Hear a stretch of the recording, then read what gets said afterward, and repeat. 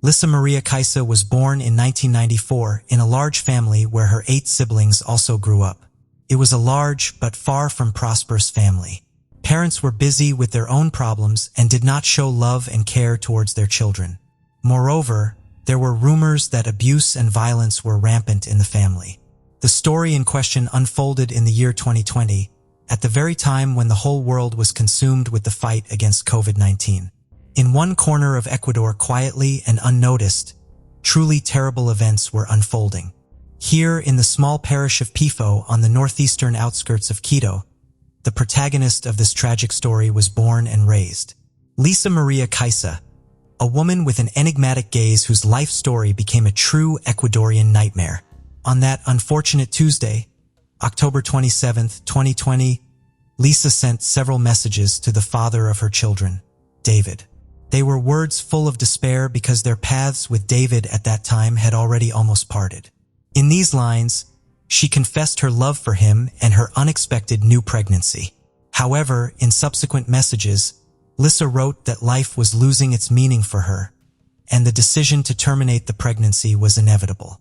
Throughout the night, Lisa pleaded with David to come to her, but his refusal was resolute. His parents also urged him to stay home, and David took their advice. In the early morning hours of October 28th, neighbors in Lisa's home heard a faint cry for help. Looking out the window, they found a woman lying on the floor with signs of vomiting. The neighbors rushed to help her, immediately calling emergency services. The doctors and police arrived and found Lisa in a critical condition, but still alive. After administering first aid, she was immediately hospitalized. However, in the house, her children, a girl of 5 and a boy of 9, were found unconscious. The doctors were unable to help them. Their little hearts had stopped beating at that point. Authorities learned the identity of the children's father and contacted David Acosta, who upon learning of the tragedy immediately arrived on the scene accompanied by his father. He was informed that Lisa was in the hospital, and his children were found without signs of life.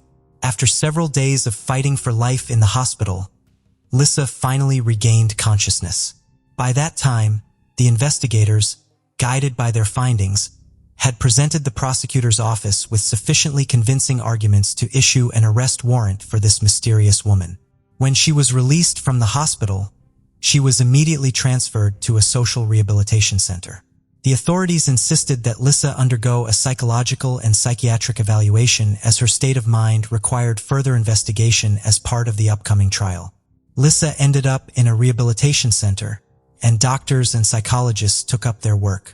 In a conversation with a criminal psychologist, Lisa opened up about her difficult childhood where her parents fought and abused each other and their children. Her childhood had a noticeable impact on her state of mind, and moments of quarrels and her parents' divorce became an integral part of her memories. Such a childhood forced Lisa to go to work from the age of 11 to be able to study. The girl strived to escape from her dysfunctional family and build her future in a different way. The future in a different way.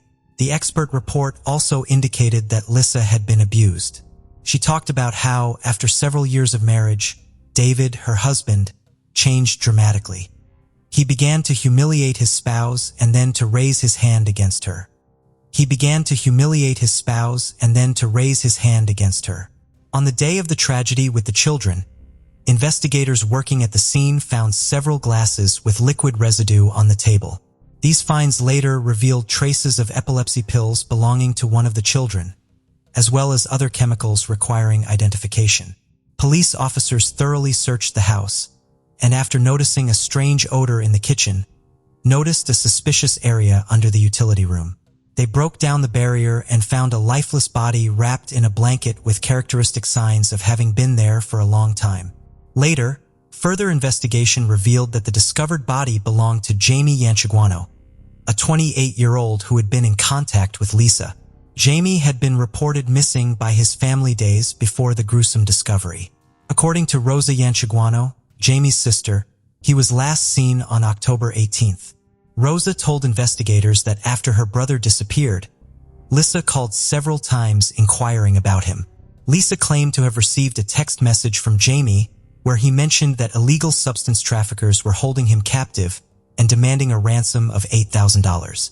She strongly warned Jamie's family not to contact the police. This claim became a crucial point in a complex investigation as detectives sought to solve the tragedy and uncover if there were any other hidden victims. During her interrogation, Lisa revealed that in 2020, while working at a cookie factory, she met Jamie Iansaguano. According to her, they became friends. Lisa wanted to return to her husband, who allegedly planned to blackmail Jamie for money. David made it clear to Lisa that if she did not help him, he would divorce her. Later, David gave Lisa a white powder and told her to put it in Xiame's food. Once she did, Xiame fell asleep and never woke up. Realizing what had happened, Lisa, in desperation, tried to win back her husband, but failed. In her despair, she ingested the same poison and gave it to her children. However, the poison did not have the expected effect on her, and she sought help from her neighbors to save herself from the horror that had befallen her children. Following her testimony, investigators launched a thorough investigation, but no evidence of David's involvement was found. No one close to the couple could have foreseen that Lisa Maria and David Acosta's lives would take such a tragic turn.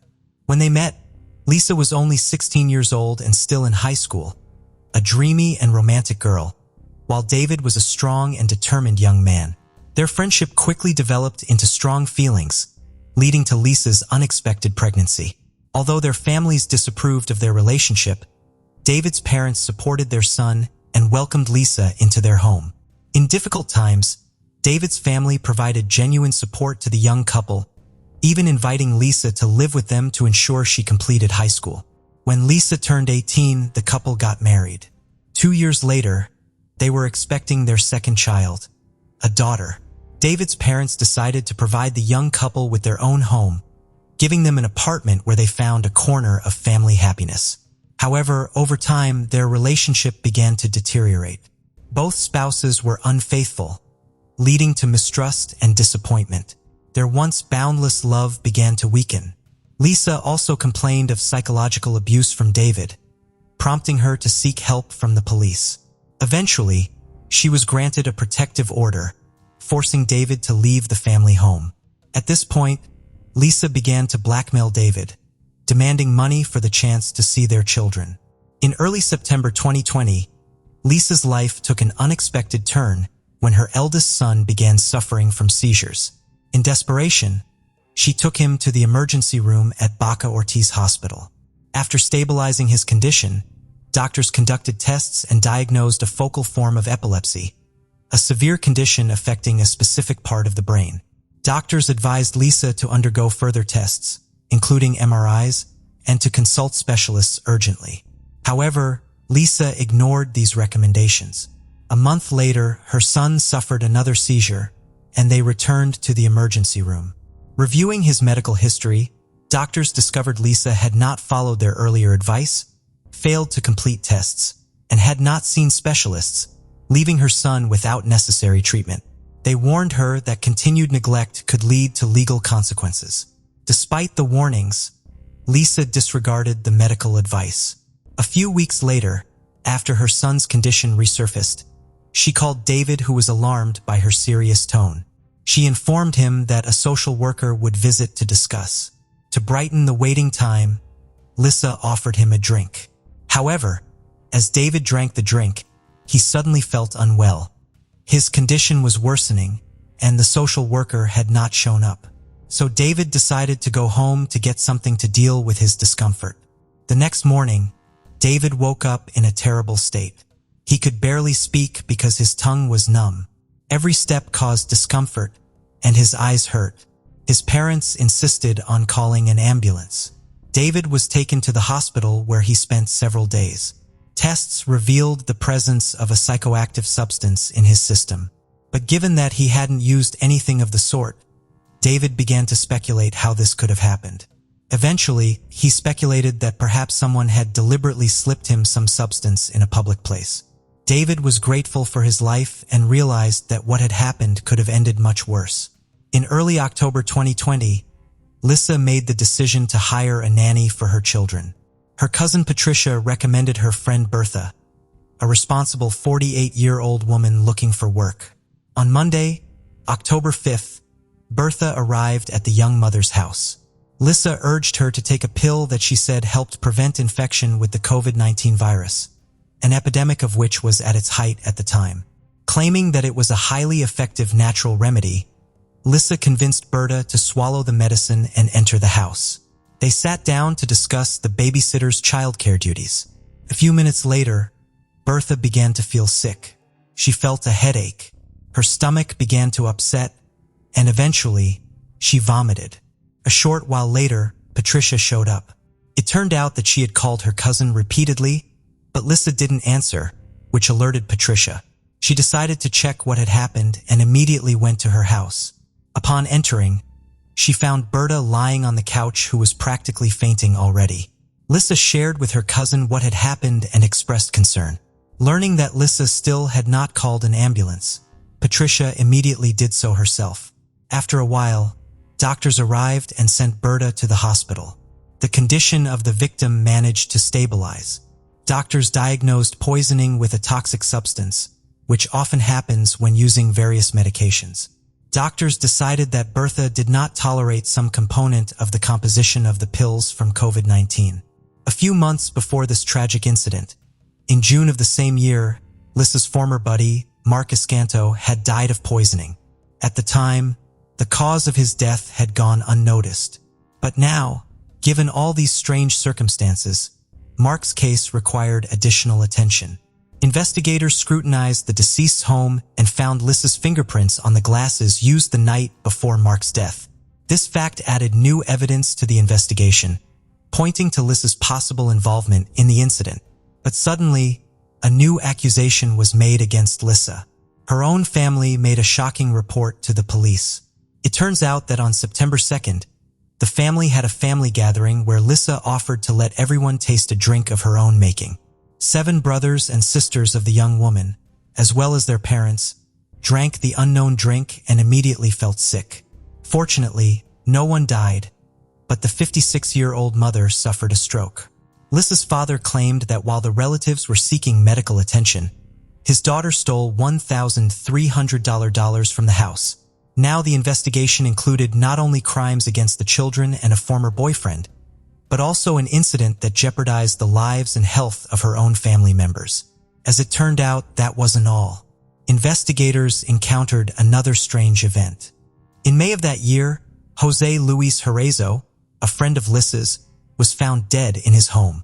A few days before, Jose had suddenly disappeared, and neighbors soon smelled a rotting odor, prompting them to contact the authorities. An examination of the body initially revealed nothing suspicious and was ruled a heart attack. But one of Jose's sisters suspected something strange and hid a bottle of alcohol found in the refrigerator. In addition, Jose's family noticed that some items were missing from the house. Turned out that Lisa and Jose were friends, and when the guy died, the alleged killer contacted his relatives by phone. With a distraught voice, she stated that Jose owed her a large sum of money, and she had to contact the family to repay the debt. This cunning plan did not work, and a little later, Lisa called Jose's family again, changing her voice to conceal her identity. Identifying herself as Jose's friend, she claimed that she was pregnant by him and now had to apply for child support. Although Jose's family did not believe these stories, Lisa was not about to give up and made a third attempt to deceive them. She said she knew who was responsible for Jose's death and offered to meet to uncover the details. Had she not been arrested on charges of killing her own children in Jamie, the list of victims might have gotten longer. When the media reported the arrest of Lisa, who had poisoned 3 people, Jose's relatives understood. They immediately reported their suspicions to the authorities, and Jose's body was exhumed for forensic examination to determine the true cause of death. The relatives were not mistaken. Traces of poison were found in the remains of the deceased. On December 22, 2020, a hearing was held for Lisa Maria Kaisa for the murder of her 2 children, whose names and photos were classified, and for Jamie Ianchiguano. The trial was conducted virtually due to restrictions related to the spread of the COVID-19 virus. Lisa had been in contact from a social rehabilitation center. The prosecutor's statement said that Lisa gave her children a toxic mixture of insecticides and anti-epileptic drugs. In interrogations, she claimed that she had grown desperate and could not leave her children with her husband David, who did not care for the children. In fact, she admitted that she wished them dead. At the end of the hearing, the judge issued the defendant a court pass and ordered her remanded into custody pending trial. The children's trial next took place in 2021 at the Pichincha Provincial Court. The prosecutor presented a set of evidence to prove Lisa's guilt. Among them were statements by David, who revealed the content of messages the wife had received on the eve of the tragedy. In one of the messages, she claimed that she would take with her what belonged to her, referring to the children. She said she didn't know where her children and herself would go, heaven or hell. But now she felt as if she was in hell. Lisa added that she doesn't expect her husband to forgive her because she knows he hated her, and now he will hate her even more. David also spoke about his unstable relationship with his wife. At the hearing, the defendant's reconstructed testimony was presented stating that she took 2 pills that day, called for help, and then passed out. According to the reconstruction conducted by the prosecutor's office, the daughter died while still in bed, and her older brother tried to take a few steps to call for help, but fell and died. The conclusion of the forensic medical examination was extremely clear, that the children died as a result of a premeditated crime. The deaths were the result of suffocation caused by pulmonary edema and intoxication caused by a mixture of epilepsy medication and other unspecified substances, presumably insecticides and disinfectant. The prosecution also charged Lisa with the death of Jamie Ianchiguano, whose body was found bricked up in the kitchen. The perpetrator was also suspected of attempting to kill David and members of her own family. The hearing raised the issue of Lisa's irresponsible attitude to her son's health after being diagnosed with localized epilepsy. The mother ignored instructions for further tests and follow-up examinations. And when the boy was hospitalized again, his condition was exacerbated by her own mother's negligence. Warnings from medical professionals did not change her attitude toward her son's treatment, leading to a threatened termination of her parental rights.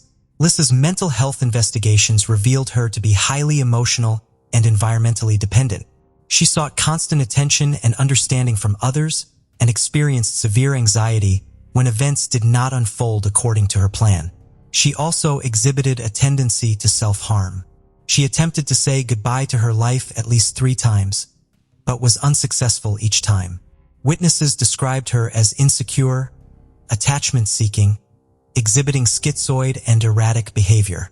The findings of the psychological analysis also emphasized that on the day of the tragic events, Lisa acted with full awareness of her actions. After a long trial that lasted 10 months, Lisa Maria Kaisa was found guilty of the crime against her children. The Pichincha Provincial Court sentenced her to 34 years and 8 months imprisonment.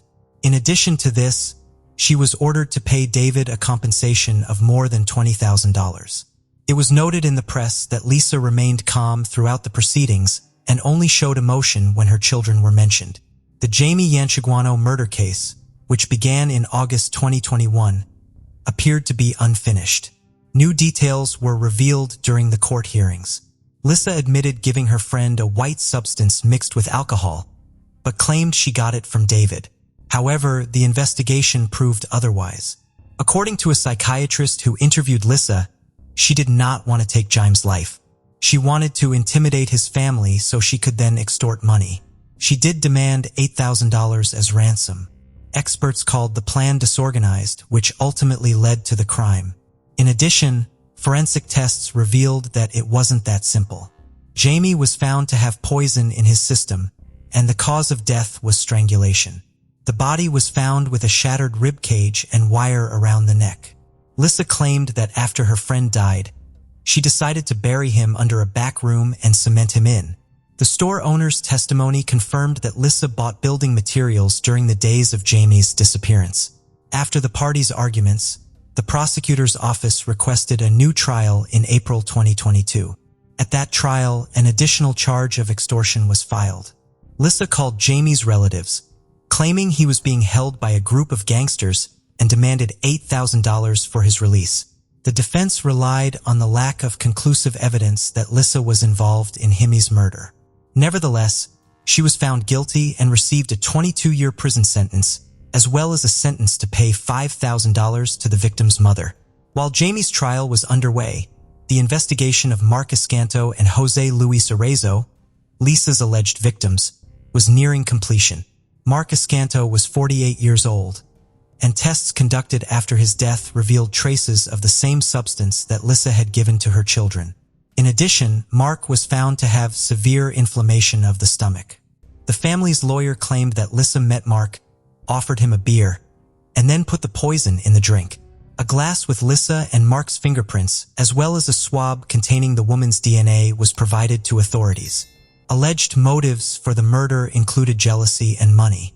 It is also known that Lisa had asked Mark to help her financially, and there is evidence that he loaned her at least $120. Mark was Lisa's first known victim. The final outcome of this case, as well as that of Jose Luis Arrezo, remain unknown. They may not have been reported in the press, or the investigation may not yet have reached the stage of being formally charged and brought to trial. At the time of her brutal crimes, Lisa Maria was only 26 years old. Her high-profile criminal case has become one of the most horrific and disturbing in Ecuador's recent history. These crimes made her known throughout the country as Dona Venado. Lisa Maria Kaisa is recognized as a serial killer in Ecuador. Her victims have endured terrible suffering, and their relatives have suffered unbearable pain. The charges include 5 murders and 9 attempted murders. Under Ecuadorian law, the maximum sentence she could face is 40 years in prison. That means Alyssa could be released when she turns 70 years old. It is still unclear what motivated Dona Venado to commit such horrific acts. Was her act the result of resentment for not getting what she expected in life?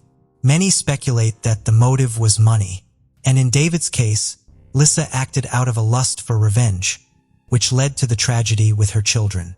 The most horrific part of this story is not only the number of victims left in the path of Dona Venado, but also the fate of 2 innocent children who could not have guessed that their mother, who gave them life, would take it away so absurdly and cruelly. Before we dive in, don't forget to subscribe to our new channel, where we uncover captivating and chilling cold cases that will keep you on the edge of your seat. You won't want to miss the twists and turns we have in store. Let's continue. Every relationship of a person is based on the pillar of trust, whether it's between parents and children, husband and wife, or even between boyfriend and girlfriend. But if someone breaks the trust of another person in these essential relationships and starts thinking badly about them, it feels really terrible. And today's case is somewhat similar, where a boy and a girl from Pakistan were very happy in their relationship. But then after some time, the girl breaks up because she started seeing a dog's side of her boyfriend. But then what the boy did with his girlfriend shook the entire Pakistan. Khakat Ali Mukadam was not only a normal citizen of Pakistan, but also a diplomat and ambassador of Pakistan. Due to this, he had to live in different countries. However, in 2021, he was living in Islamabad, Pakistan. Apart from this, at one point, Shaukat Ali had also been Pakistan's ambassador to South Korea and Kazakhstan. Because of this, he held a very high position in Pakistan. There were a total of 5 people in his family, including Shaukat Mukadam, his wife Kausar Mukadam, 2 daughters, and 1 son. October 23, 1993 was the day when a beautiful girl was born in Shaukat Ali's house, whom they named Noor. Noor was a healthy and cute baby who always laughed and never bothered anyone too much. Although Shelchat's professional life was very busy and stressful, but when he came home, he spent quality time with his family. As a result, his children had a very good upbringing. From school days, Noor had a great interest in studying. She always used to read either school books or other books. Now, because Shaukat Mukadam was a diplomat, he used to get transferred to other countries due to his work, which is why Noor started her schooling from Ireland. Then she completed high school from South Korea. After South Korea, the family moved to Kazakhstan. But Nora thinks about completing her college in the US, where her older sister Sarah also lived. However, after the US, Nora returned to Pakistan, Islamabad. As humble and smart as Noor was in her childhood, she was equally humble and smart in her adult years. That's why everyone at home trusted Noor and easily accepted her decisions. Besides, Noor loved animals, especially stray dogs and cats. She used to feed them whenever she had time. Although Noor belonged to a wealthy family, she never had a liking for materialistic things. By hearing all these things, you must have understood that Noor was a kind-hearted, down-to-earth, intelligent, and confident girl. Along with all these things, Noor also had a great passion for art and calligraphy. She often made religious paintings too. As I mentioned, coming from a wealthy diplomat family, parties were a common occurrence at the diplomats' homes. So Shelkat Mukadam often took his family to such parties because they were excellent for networking and building connections. It was at one such party in 2018 that Noor met a boy named Zahir Jaffer. Zahir and Noor are both going to be key characters in this case. So before we proceed, let's take a brief look at Zahir's background. Zahir Jaffer was born in the USA, but he spent his childhood and teenage years in Pakistan. After that, Zahir pursued his graduation in the US and also spent some time living in the UK. Zahir's father was Zakir Jaffer, who was a very successful businessman. Due to his father's business ventures, the Jaffer family was one of the wealthiest families in Pakistan. The Jaffer family had various businesses including healthcare, oil, real estate, and construction. This also provided them with opportunities to work with their country's military. One of these companies is Ahmed Jaffer and Company, where Zahir Jaffer is now the CEO while his father, Zakir Jaffer, used to oversee the company. But after some time, Zahir's mood changed, and he started working as a therapist at a company called Therapy Works. In this company, Zahir used to listen to the children of the school and explain to them about mental health care. He also used to arrange lectures and presentations for the children. But the shocking thing here is that Zahir himself wasn't introverted and angry since childhood. He also had very few friends, and he rarely attended parties with them. But it is at one such party that he meets Noor, and he likes her. And Noor also enjoys talking to Zahir. Perhaps this happened because their personalities were different, and people say that opposite personalities are attracted to each other. However, both their families already knew each other because they used to attend such parties. But friendship between Noor and Zahir developed from this party. Then, after some time, this friendship turned into love and they both entered into a romantic relationship. However, it's not like they kept this fact hidden from their parents or friends. Rather, both their families and friends knew that Zahir and Noor were dating. Both families were happy because Noor completes Zahir and Zahir completes Noor. Actually, Noor brought out a side of Zahir that no one had seen before, whereas Zahir used to be very introverted before. But as soon as he met Noor, his personality began to change gradually. He started enjoying his life, hanging out with people. And at one party, people were surprised to see Zahir dancing with Noor, including Zahir's family, because they had never thought they would see this side of Zahir's personality. Everything was going well, but as the relationship grew older, things started to deteriorate. Initially, everything was going well in the relationship. Both were enjoying themselves and their families were also very happy. But then after some time, a different side of Zahir came out in front of Noor. Actually, Noor later finds out that Zahir is a very aggressive and abusive man. Allegedly, Zahir had physically and mentally abused Noor several times. Not only that, Zahir had also raised his hand against his own mother before. As a result, after almost 3 years of relationship, when Noor couldn't bear Zahir anymore, she broke up with him at the beginning of 2021. In both families, there was dissatisfaction over their children ending the relationship. Because neither of them was a normal family, and in such affluent households, it's not typical for a boy and a girl to enter a relationship, break up shortly after, and then enter into a relationship with someone else later. In fact, people like them also see relationships as a business. Like most wealthy families, they marry off their sons or daughters where they can profit. But besides that, Zahir was also displeased that Noor left him, and now he took it as an affront to his male ego. However, after some time, Zahir also started thinking about moving on, and then he thought he would go back to the US and settle there because he also had US citizenship along with Pakistani citizenship. Now let's jump to July 18th, 2021. On this day, Zahir booked a taxi to go to Islamabad International Airport. Actually, according to Pakistan Standard Time, Zahir's flight to New York was at 3:50 a.m. on July 19th. He had already packed his bags and informed his family about it. But before leaving, he wanted to meet Noor just once, so he called Noor on the evening of July 18th. At that time, Noor was at her home preparing for Eid with her family. Now Zahir called Noor and requested, "I am leaving this country for New York, and I will never come back here again. But I will settle in the US, so please meet me once before I leave." Additionally, Zahir told Noor, "Come to my house. We'll meet, and then when I leave for the airport from my house, I'll drop you off at your home first." Although these two had already broken up, before that they had been in a relationship for 3 years, which led Noor to say yes to meeting Zahir. After that, at 9:05 p.m., Noor leaves her house. But she doesn't tell her family that she's going to Zahir's house. She just says she's going to her friend's house and will be back soon. Around 10 p.m., Noor arrives outside Zahir's house at the scent location in Sector F74. But strange things start happening from here.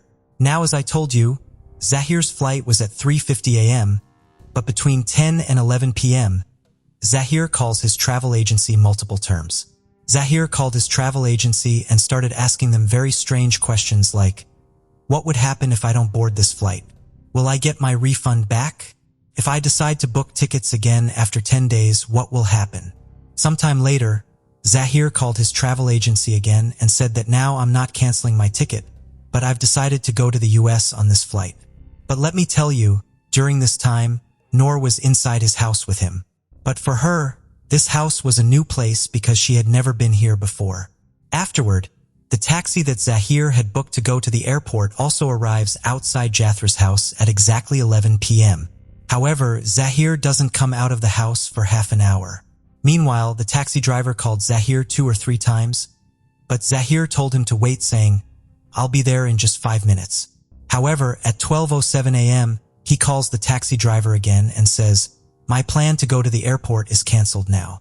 Anyway, if we leave for the airport now, I won't be able to catch my flight." Despite waiting for more than an hour, Zahir pays the taxi driver half the fare. Actually, Zahir had booked this taxi for 2,000 Pakistani rupees. Now after that, the taxi driver leaves from there. But at 1:40 a.m., Zahir calls the taxi driver again and asks him to come back to his house. Now the taxi driver also returns to Zahir's house because he knew he would get the full payment. But this time too, Zahir made the taxi driver wait outside the house for a few minutes. And then at 2:15 a.m., Zahir comes out with his luggage. But the strange thing this time was that Noor was also with him, and she didn't have sandals on her feet, which the driver found very strange. However, what struck him as even strange was that Zahir was talking to Noor during the car ride, but Noor wasn't responding to his words.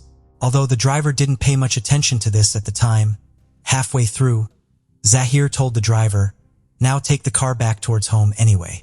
We're already very late. I don't think we'll make it to the airport on time and catch the flight." After that, the taxi driver drops them off again at Jaffa's house at 2:35 a.m.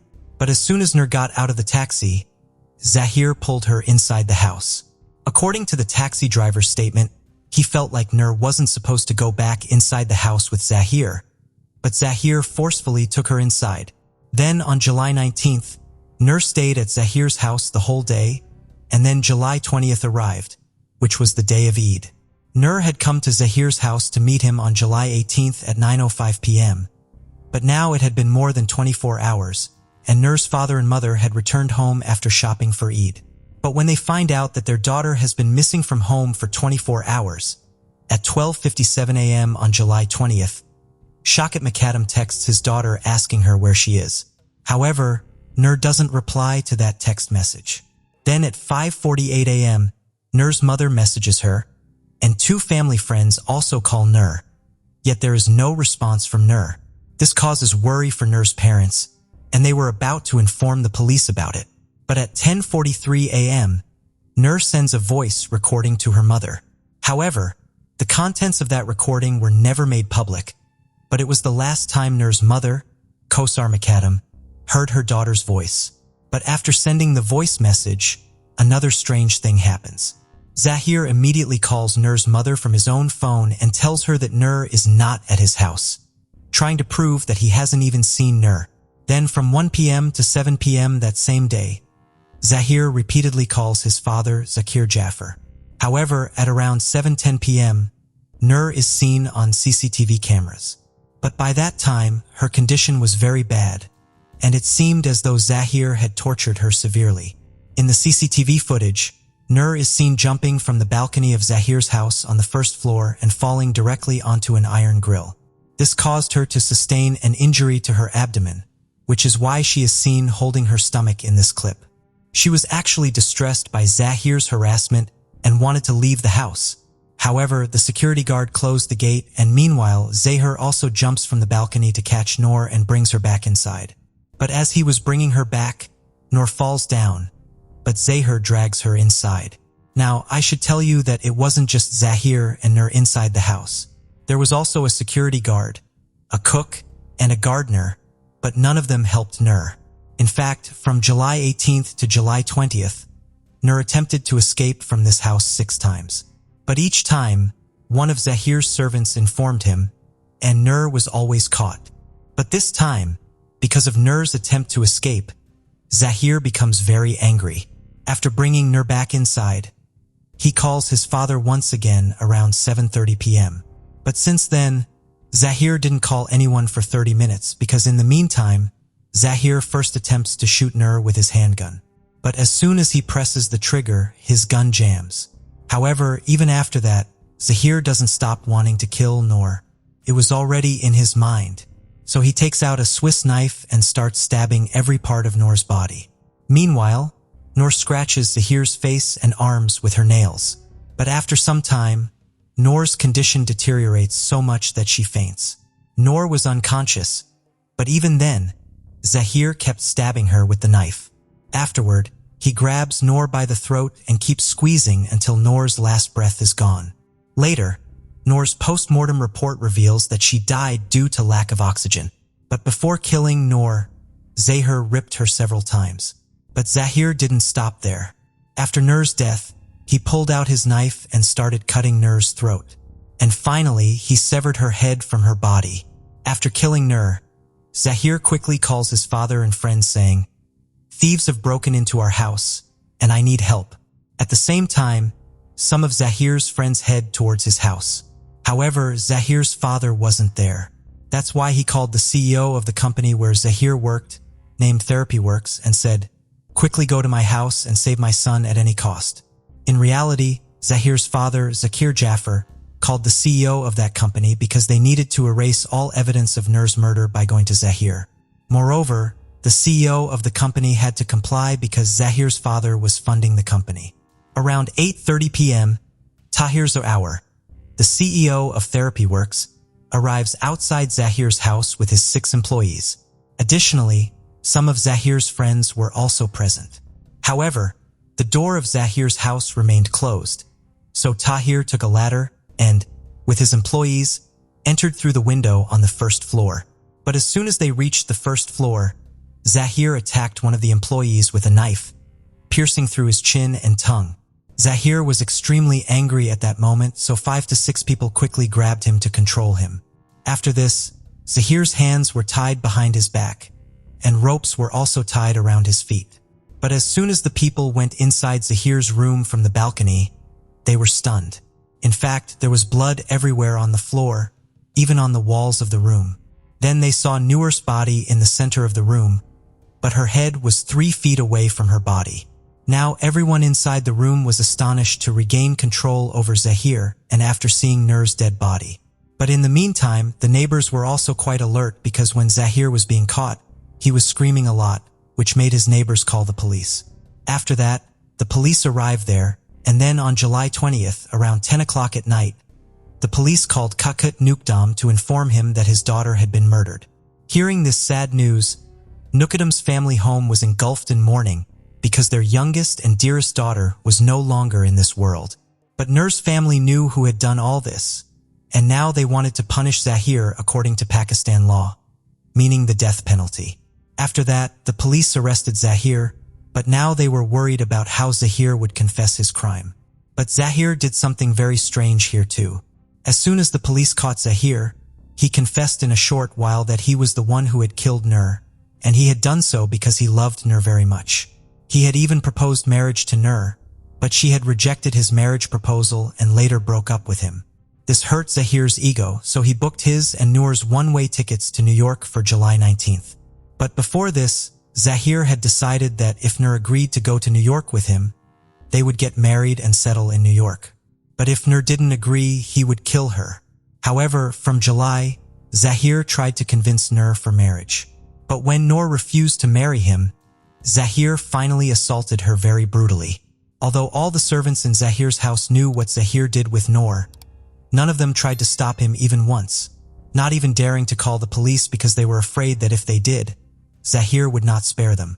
Now, even though Zahir had confessed his crime in front of the police, when the case went to court, he was behaving strangely in court. Firstly, he entered the court looking disheveled as if he hadn't bathed for days. Besides, he shouted loudly in the courtroom, even abusing the judge. Furthermore, the police had to drag him into the court and out of the court forcefully. However, he was doing all these things to prove that he is mentally unstable. And because of this, he should be spared from the death penalty for the murder of Noor.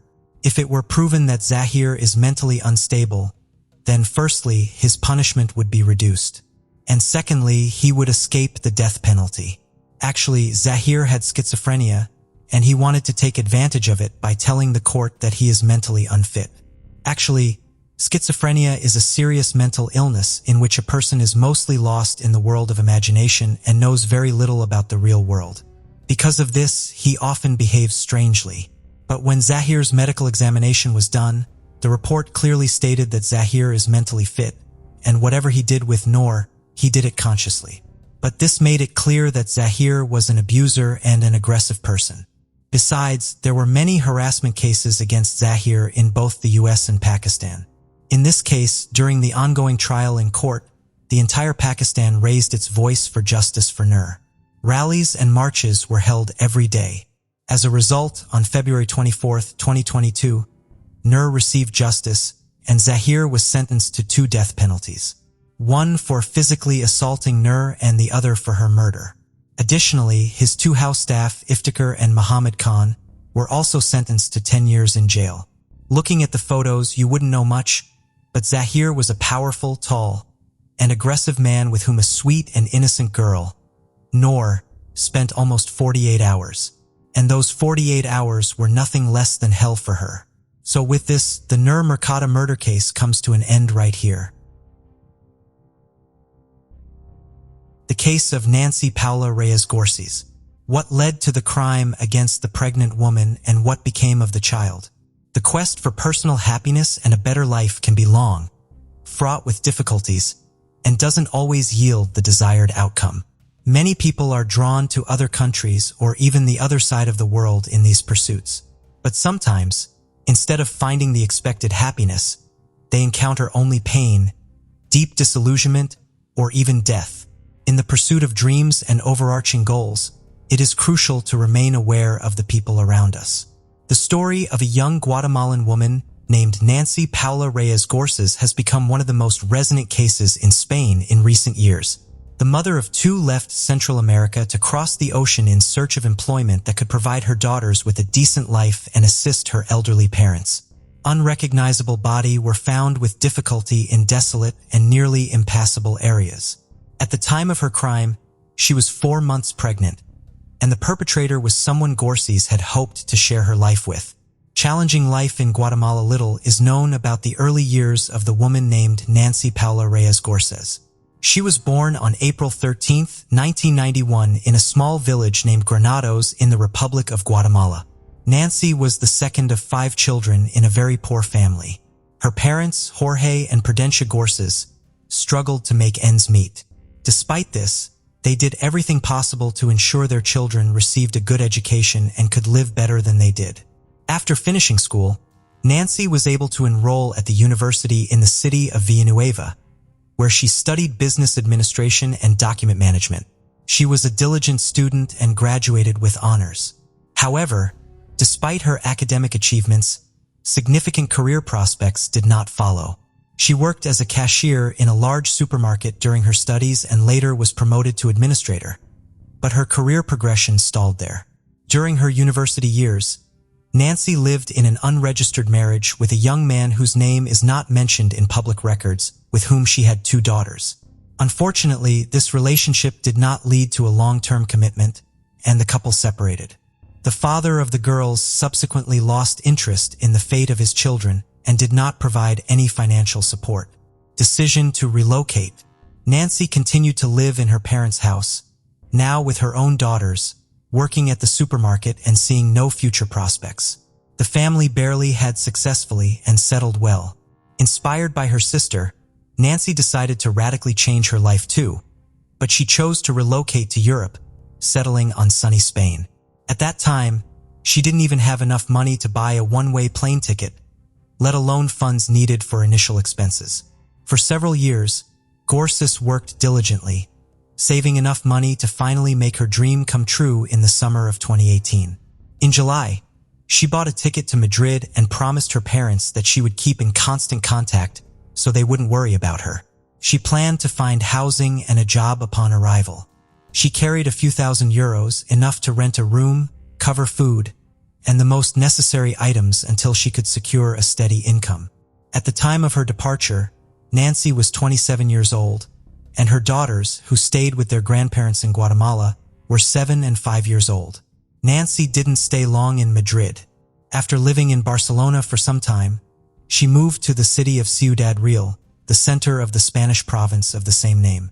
She called home almost daily, asking about her family's well-being, and she regularly sent money home, which increasingly helped her parents not only fully support themselves and her daughters, but also to renovate their old house. Nancy mentioned she didn't have an official stable job and was making ends meet through odd jobs, like cleaning in affluent homes or caring for the elderly and sick. Nancy never complained about the hardships. On the contrary, she told her family that Europe offered more opportunities, and she could never have earned as much back home, even working around the clock with no days off. It seemed she was completely satisfied with how her life was unfolding, and even spoke of eventually bringing her daughters to Spain once she saved enough to rent a spacious and comfortable home for the whole family. Fateful romance. For a while, Nancy didn't share much about her personal life, claiming she simply had no time due to work. But in the spring of 2020, she admitted to her parents that she had met a man with whom she had started a romantic relationship.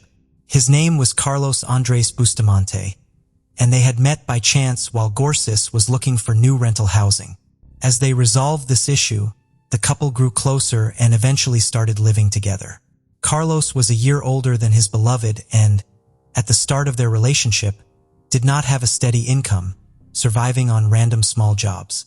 In fact, Nancy was the main breadwinner in their relationship. She paid for housing and bills and often gave Carlos money for his personal needs and expenses.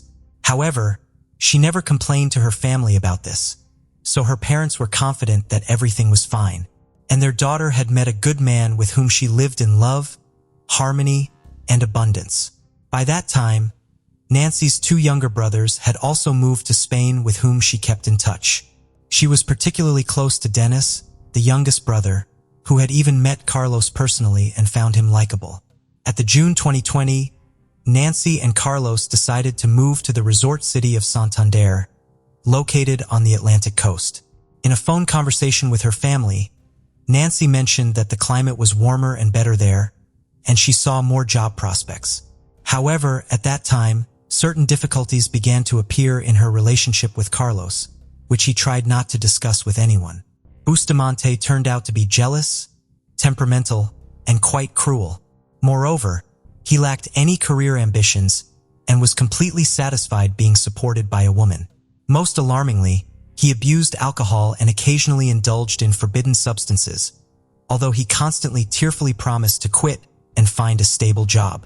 Gors was openly doubting whether to continue her life with this man when she discovered she was pregnant. Carlos was thrilled by this news and swore that from now on, their life would change for the better. But in reality, things only got worse. He continued to drink and use drugs, taking money from his civil wife or asking his mother for it.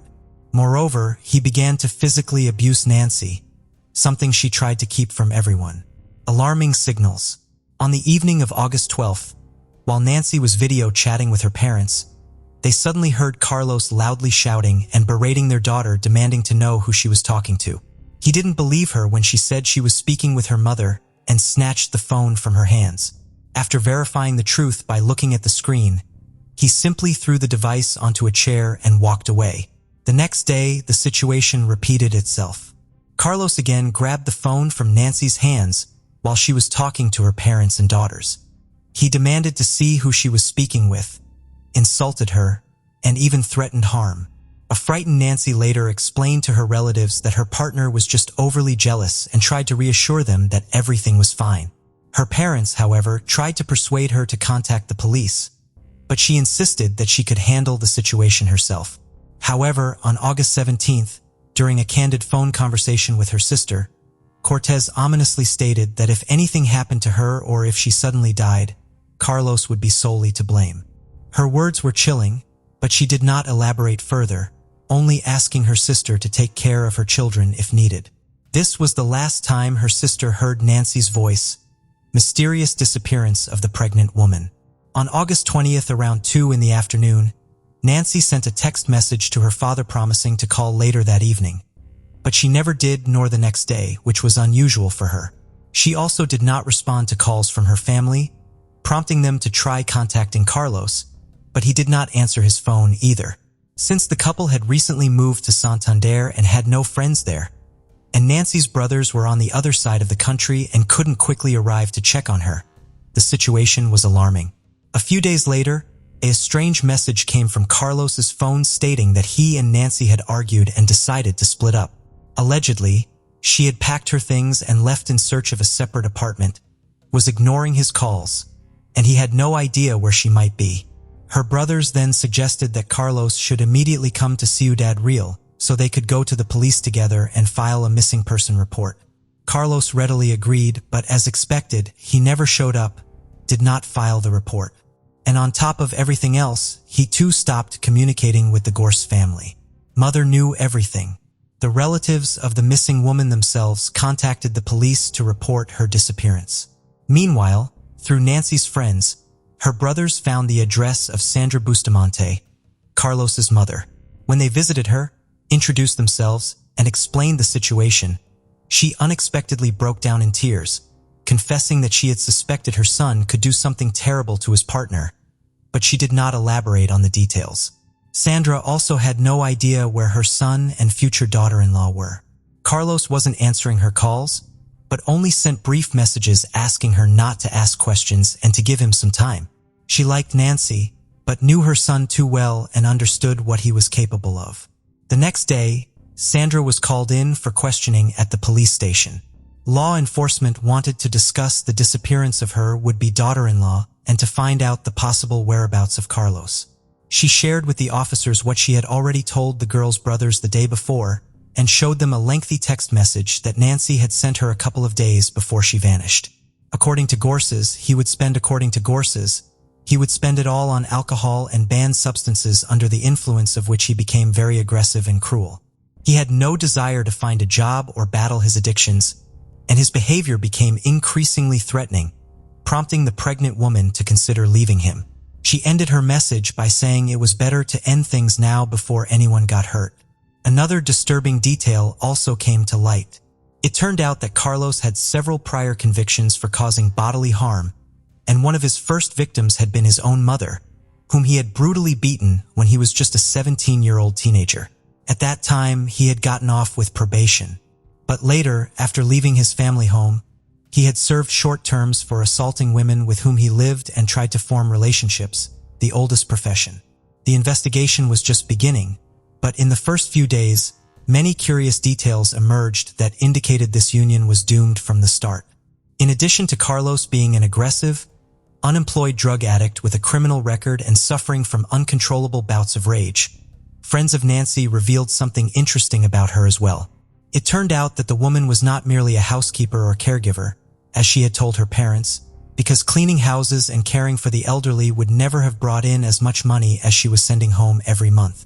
The slender, dark-haired Guatemalan with a striking appearance provided escort services to wealthy Spaniards and visitors alike. Indeed, her work was connected to the odd and sudden move to the resort port city of Santander, where she had more opportunities to earn.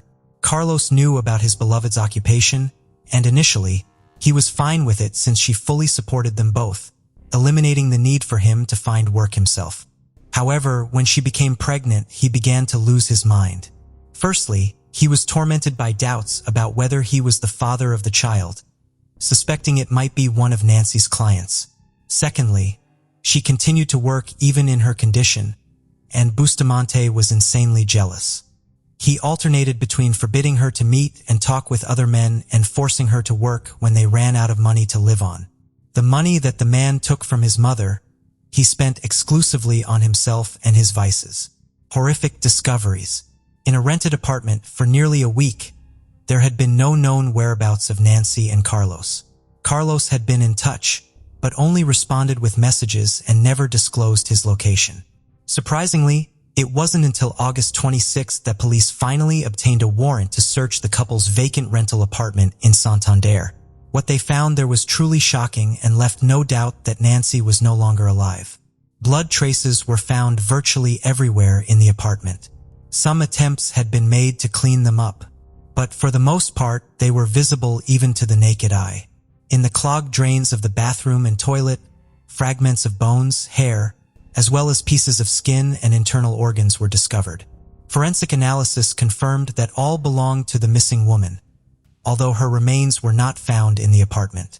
The crime scene suggested that Nancy had been brutally ended, dismembered in the bathroom, and her remains disposed of elsewhere.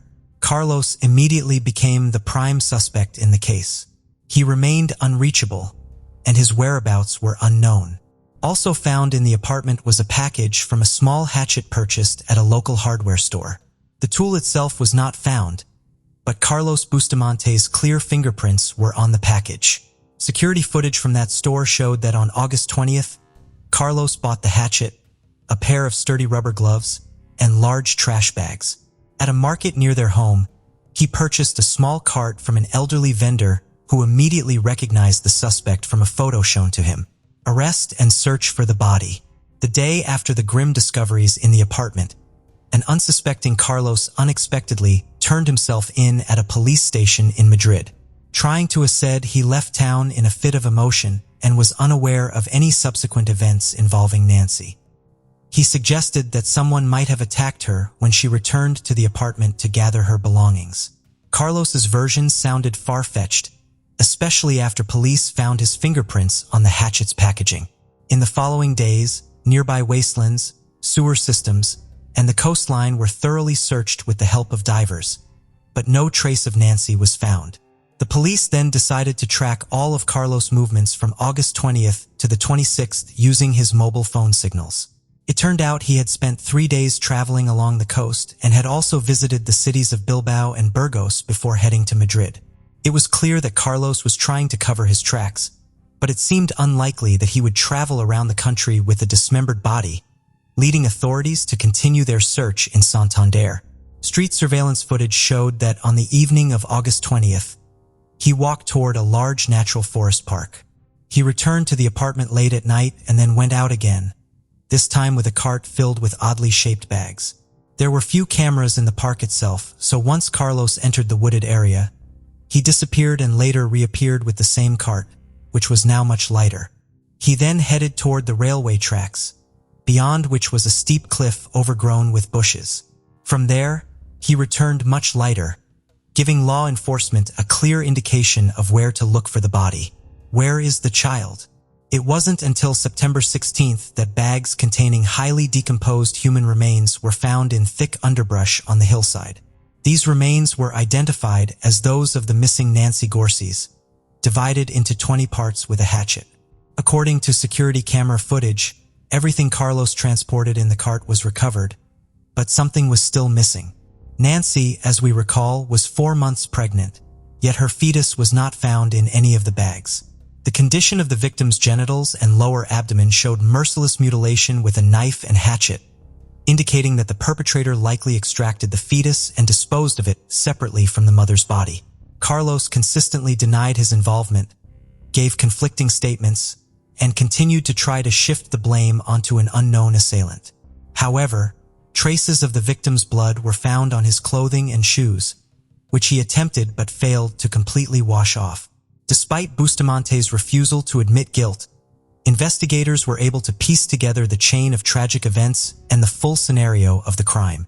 Forensic experts believe that on the afternoon of August 20th, following an argument, the man brutally beat and strangled his pregnant partner in the kitchen where traces of blood were found on the floor and walls. Carlos then moved Nancy's body to the bathroom and went shopping at a hardware store and the market. In the bathroom, he divided Nancy's body into 20 parts using a hatchet and a large kitchen knife, placed the pieces into bags, and loaded everything into a cart. He then went to the park looking for secluded places to dispose of the body. Late at night, he left the apartment with the cart and followed a pre-planned route deep into the park, scattering the bags in various locations, hoping they would never be found. Trial and sentence. The whereabouts of the fetus Carlos removed from Nancy's body remain unknown. He denied his guilt and claimed he loved her.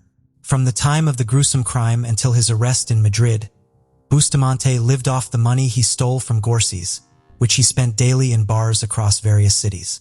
The investigation, the search for evidence and witnesses took law enforcement nearly 2 years, and the trial of the murderer did not begin until July 2022.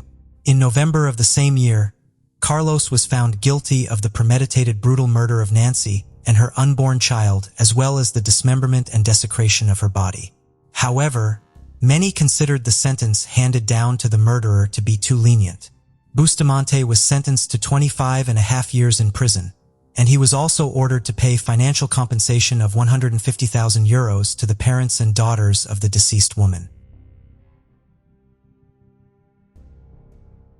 The case of Shannon, Christian, and Christopher Newsom, the tragic end of 2 college students. Have you ever heard the saying that hesitation is akin to death? In our story today, this takes on a literal meaning as the negligent delay by police officers cost the lives of 2 young people. During the subsequent legal proceedings, it was repeatedly stated that the officers followed protocol and waited 24 hours from the time of the missing persons report. However, it was during these critical hours that the couple endured a tragic end under extreme cruelty. The case of Shaman Christian and Christopher Newsom is cited as one of the most notorious and brutal in the history of the United States. It shook the nation twice. First in February 2007 when the crimes occurred, and later in 2011 when the sentences handed down to the gang members were challenged and appealed. This complicated legal battle led to the enactment of 2 laws. These laws restrict attorneys and defendants from casting the victims in a negative light and abolish the requirement for a jury's unanimous verdict to be approved by a judge. In this harrowing tale, there were 2 innocent victims and 5 merciless criminals, with the motive for the heinous act being a simple robbery. Let's delve into the details of this tragedy, piece together the chronology of those horrific events, understand the role of each participant, and explore whether this tragedy could have been avoided and the young lives saved. Who were Shannon Christian and Christopher Newsom? Hugh Christopher Newsom Jr., commonly known as Chris, was born on September 21, 1983 in Knoxville, Tennessee, to Mary and Hugh Newsom in a loving, large family. As the youngest child, he was adored by his family. Chris was athletic in his youth, particularly excelling in baseball during his school years. His coach believed he had a bright future in the sport, but a severe injury and a prolonged recovery process ended his promising athletic career. Nevertheless, Chris was a man of many talents. He was an excellent artist, played guitar, had woodworking skills, and was knowledgeable about cars and motorcycles. Dreaming of becoming a mechanic in his youth, Chris's passion for carpentry eventually took precedence. After high school, he attended the prestigious University of Tennessee, where he was a diligent student and ranked among the top of his class. Shamangale Christian was born on April 29, 1985 in the Cogdokes, Texas, the younger of 2 children to Dina and Gary Christian. She was raised alongside her older brother, Chase, with whom she shared a close and affectionate bond. Notably, Dina had been diagnosed with infertility in her youth, and the birth of her 2 children was considered nothing short of miraculous. In 1997, the Christian family moved to Knoxville, Tennessee, where the children attended local schools, and the parents established a small but profitable family business. Dina conducted individual psychotherapy sessions at home. Shannon, sharing her mother's interest in psychology, was outgoing and kind-hearted. After high school, she pursued a degree in sociology at the University of Tennessee and worked part-time to save for her dream of buying a car. Her parents and brother helped her realize this dream on her 20th birthday, contributing towards the purchase of a silver Toyota 4Runner. It was on the university campus in February 2006 that Christopher and Shannon met through mutual friends. She was just 21, and he was about to turn 23. It was love at first sight, and the couple became inseparable. Within a month, Chris introduced Shannon to his parents, expressing his desire to spend his future with her. Shannon reciprocated by introducing Chris to her family, who warmly welcomed him. In October 2006, a significant family dinner was held attended by both their parents and siblings. Discussions revolved around the young couple's deep feelings and their plans to marry after graduating from university. Everyone was happy and full of hope for the future, blissfully unaware of the tragedy that would soon befall their families. Vanished on the way to a party. On January 6, 2007, Shannon Christian and Christopher Newsom were invited to a birthday party of a mutual friend. That Saturday, Shannon visited a beauty salon to prepare for the celebration, parking her car in a nearby underground garage where they planned to meet. However, Chris was delayed, leading to a slight argument between them as they were running late for the event. Their friends became increasingly worried when Shannon and Chris did not show up at the party. Known for their responsibility, it was unlike them to miss an event without notifying anyone. Attempts to reach them on their phones were unsuccessful. In desperation, Shannon's best friend repeatedly called her mother late into the night to check if everything was all right, but received no answer. The next morning, Dina, Shannon's mother, realized that her daughter had not come home. Initially, she was not overly concerned, assuming Shannon might have stayed over at Chris's place after the party. Besides, Shannon had a work shift on Sunday, so it was plausible she went straight to work from Chris's place. However, Dina's concern grew when she noticed several missed calls from an unknown number around midnight. Returning the call, she heard Shannon's friend's voice, informing her that Shannon and Chris had not shown up at the birthday party and were unreachable. This instilled fear in Dina, sensing that something terrible might have happened to her daughter and her boyfriend. Neither Shannon nor Chris was answering their phones, and Chris's parents were equally surprised, believing he was staying at Shannon's place. Further anxiety arose when it was discovered Shannon had not shown up for work either. The worried parents immediately contacted the police, but the response was lackluster. The officer suggested the couple might have simply sought some alone time and lost track of it. They also followed the protocol that an adult is considered missing only after 24 hours without contact. But for Shannon and Chris, those 24 hours were critical. Not willing to wait, the parents and friends of the young couple began their own search. They contacted everyone they knew, visited hospitals, distributed flyers with their photos, and set up social media groups appealing for any information about the missing students. Despite their efforts, no useful information surfaced. The last known sighting of Shannon was at the beauty salon she visited on Saturday. According to the hairstylist who attended her, Shannon only talked about the upcoming party and had no plans to stop anywhere else on the way, a gruesome discovery along the railroad tracks. It wasn't until Monday, January 8th, that the police finally began their search for the missing young couple, Shannon Christian and Christopher Newsom. By this time, thanks to the efforts of their parents and friends, almost the entire city was aware of their disappearance. The day before, on Sunday, there were rumors about a horrifying discovery near the railroad tracks, but no concrete information was available. A railroad worker inspecting the tracks in his assigned area stumbled upon what appeared to be severely damaged human remains on the embankment alongside the tracks. The body was in a horrific state with multiple injuries and had been doused with a flammable liquid in an attempt to burn it. The police, responding to the scene, cordoned off the area and conducted a thorough examination. However, they were unable to find any significant clues or leads. After taking necessary photographs, the remains were sent to the morgue for an autopsy to determine the cause of death and to attempt identification. though it was clear that the extensive damage and effects of the fire would make this difficult. Forensic experts determined that the body belonged to a young man who had suffered a brutal death. The victim had multiple injuries inflicted while he was alive, indicating prolonged and severe assault. Almost all of his teeth had been knocked out or damaged by blows. He had been shot 3 times, twice in the back in a final fatal shot to the head. Additionally, traces of seminal fluid from at least 3 different men were found in his body, along with distinctive tears, suggesting repeated violent assaults. When police checked recent reports of missing young men, Christopher Newsom fit the description in age, height, and build. The officers contacted his parents and requested DNA samples for confirmation, but strongly advised against personal identification at the morgue as the burnt remains barely resembled human features. Unfortunately, the DNA analysis confirmed that the body belonged to the missing student, Newsom. The search for Shannon. Despite the distressing news about Christopher, Shannon Christian's parents still clung to the hope that their daughter was alive, possibly being held somewhere. Her mobile phone was last pinged on the day the couple disappeared in one of Knoxville's more troubled neighborhoods, a place they wouldn't have visited by choice. This indicated that they were likely brought there against their will, and Shannon might still be held in the area. In a secluded alley of this neighborhood, Shannon's Toyota 4Runner was found abandoned. It was in a terrible state, so much so that Dina and Gary Christian hardly recognized their daughter's car. The SUV was dirty, scratched, with broken headlights and deflated tires. All of Shannon's personal belongings were missing from the car, which was littered with cigarette butts, and the seats were torn and stained. The driver's seat was pushed far back, suggesting that a large adult male had been the last one to drive it.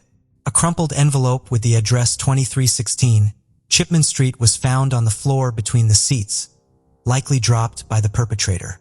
A local witness reported seeing 4 African-American males driving the SUV that Saturday evening, a vehicle that stood out in that area. Fingerprints on the envelope led the police to Lamarcus Davidson, previously convicted for serious offenses. His residence, located in an industrial area near a wasteland, lacked witnesses. When no one responded to the police's knock and offered to surrender, they forced entry, hoping to find Shannon alive inside.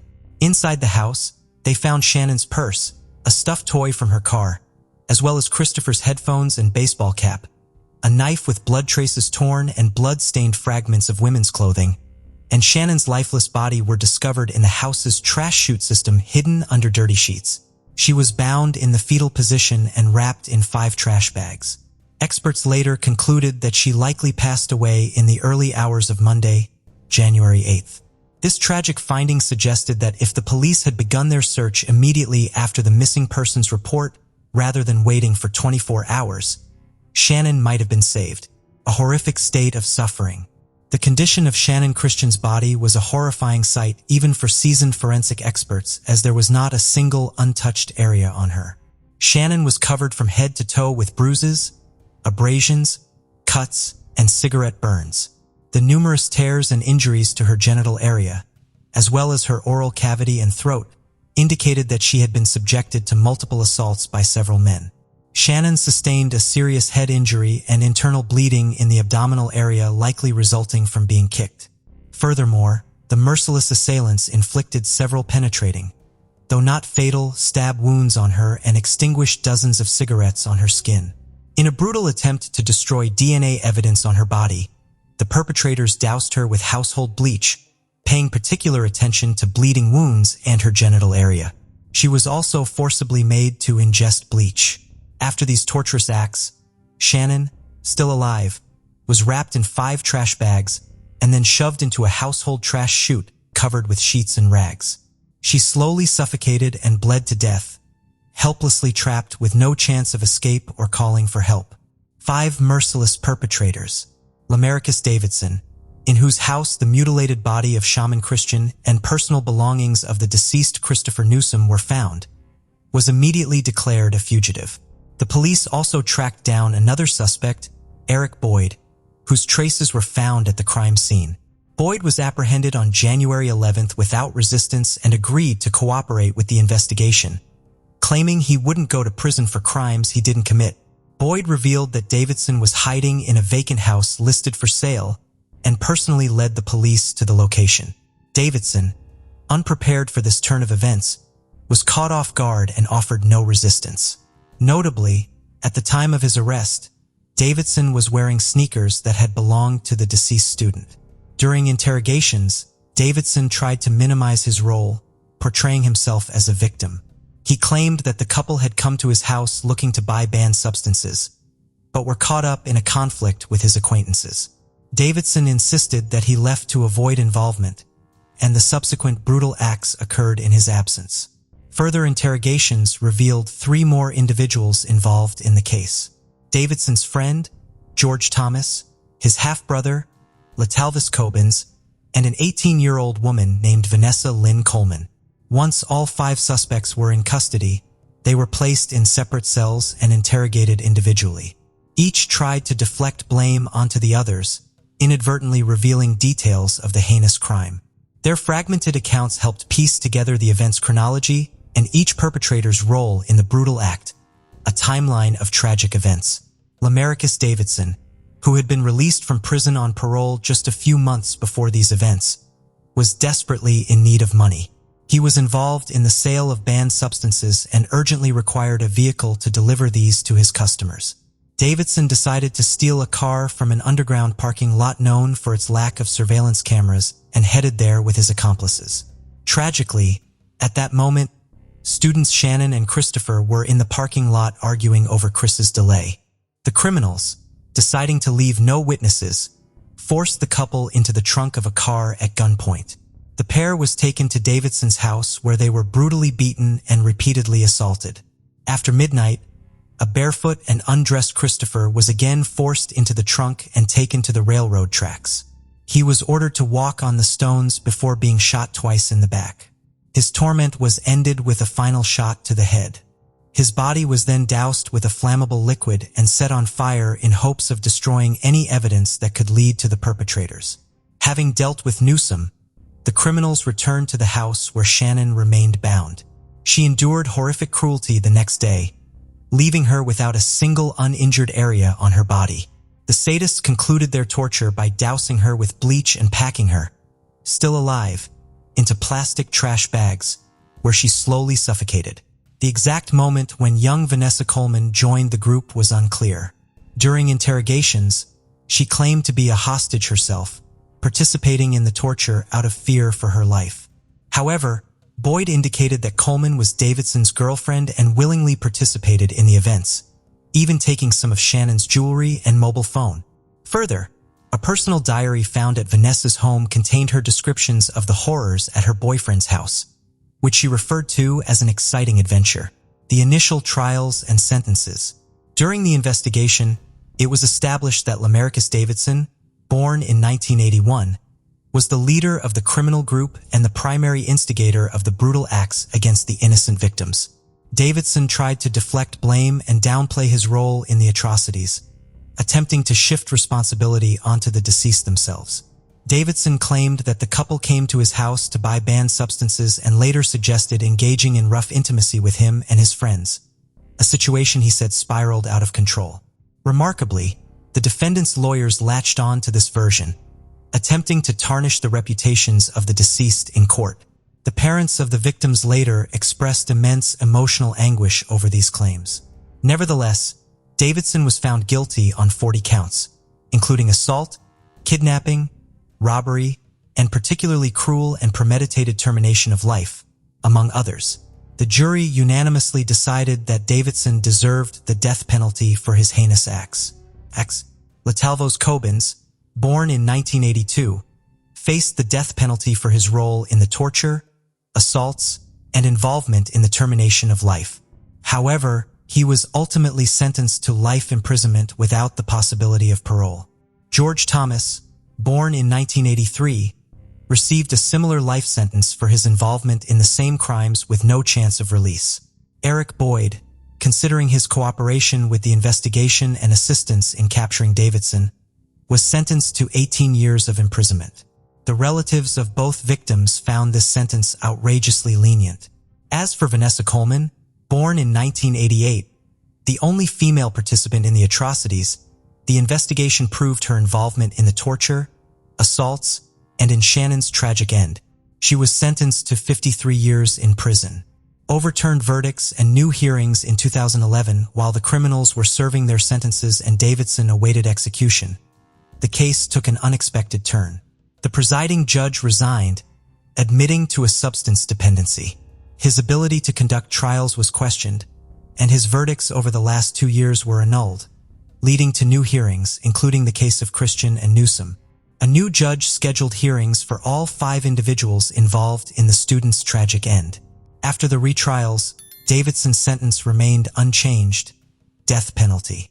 Taubens continued to serve his life sentence without the possibility of parole. Thomas, however, received a life sentence with the possibility of parole after 51 years. Vanessa Coleman's sentence was reduced from the original 53 years to 35 years. Her appeal in 2014 was rejected, and parole was denied in 2017.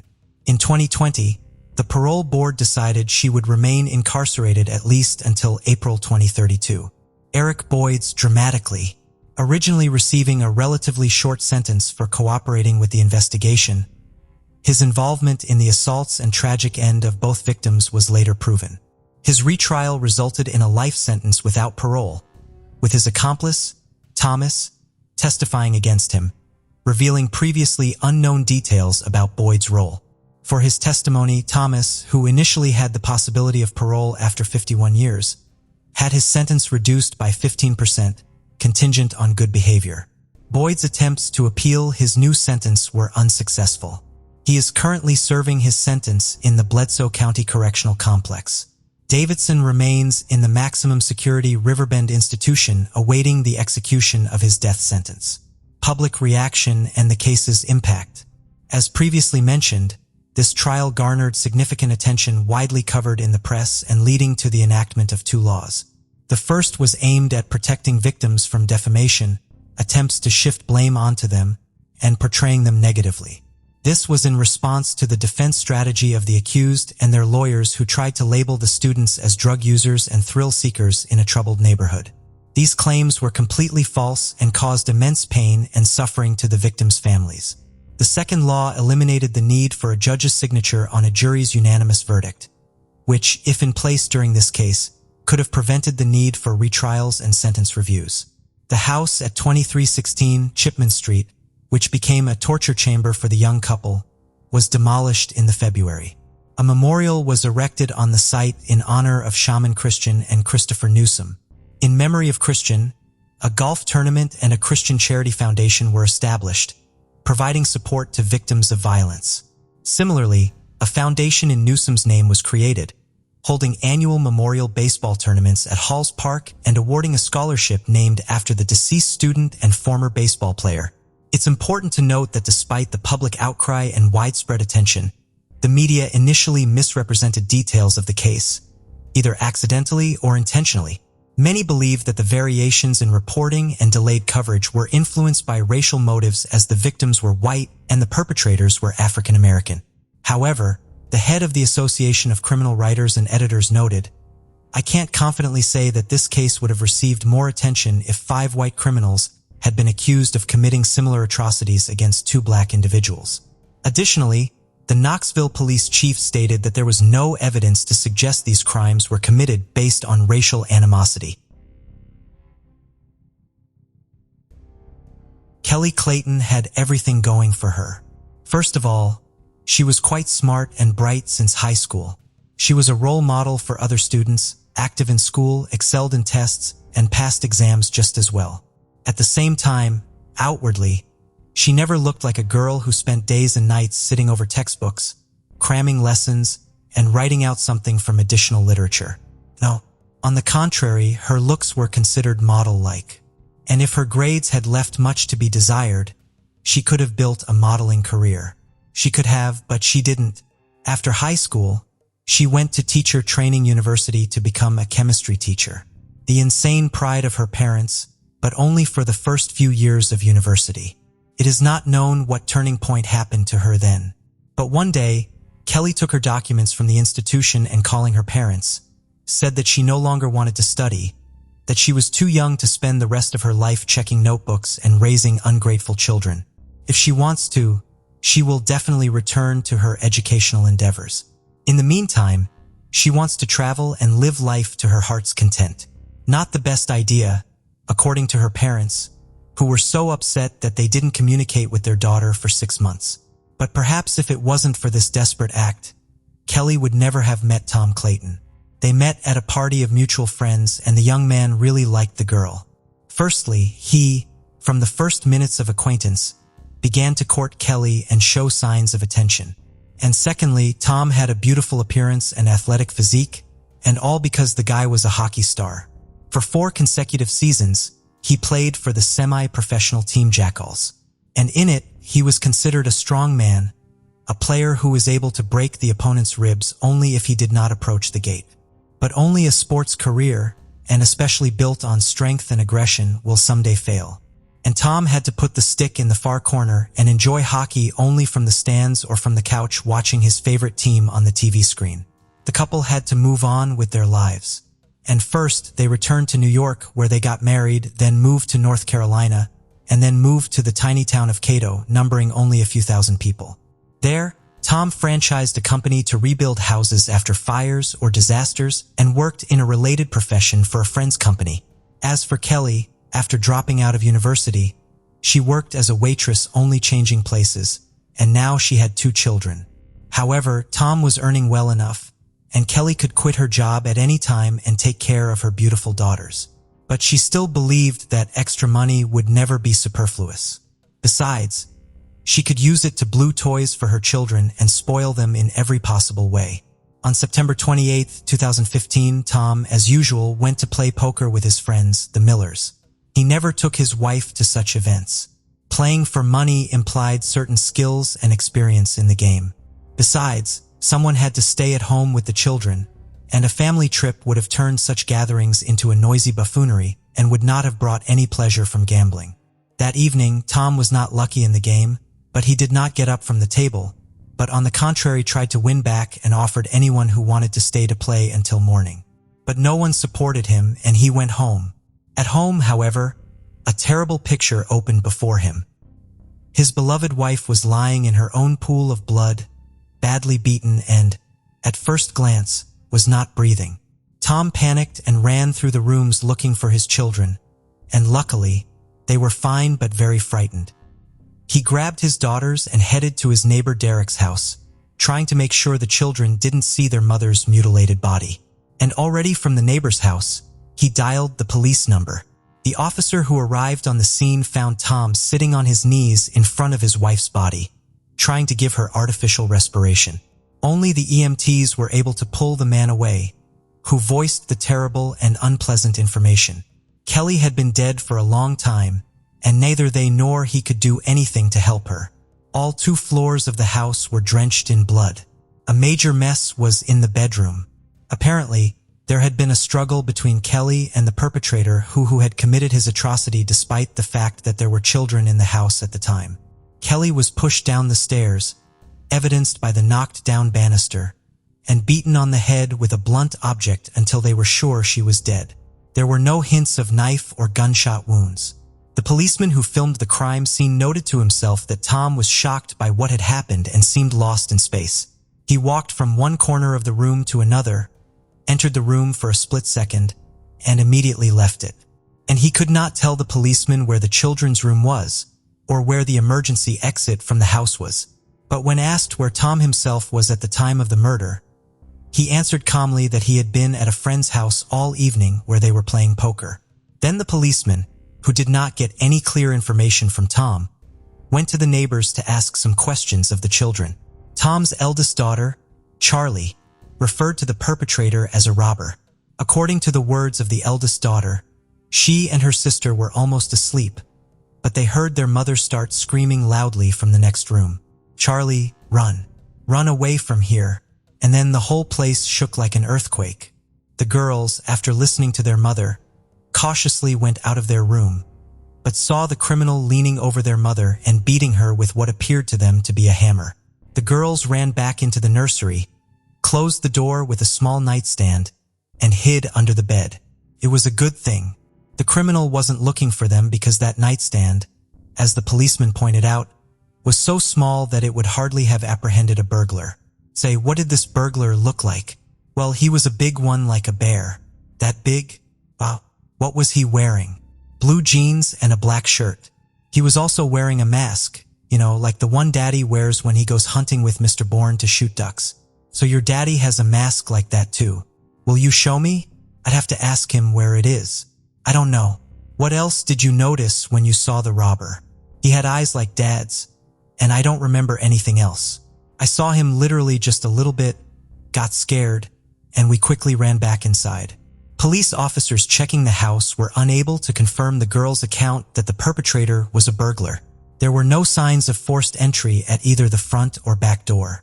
Although, on the other hand, the gate to the garage was open, and the perpetrator could have entered the house through the garage. Another thing that the police noted is that nothing was stolen from the house. Jewelry was left untouched lying in a jewelry box, and the safe where Tom kept the cash was not even touched. The doors of the cabinets in the house were also all closed.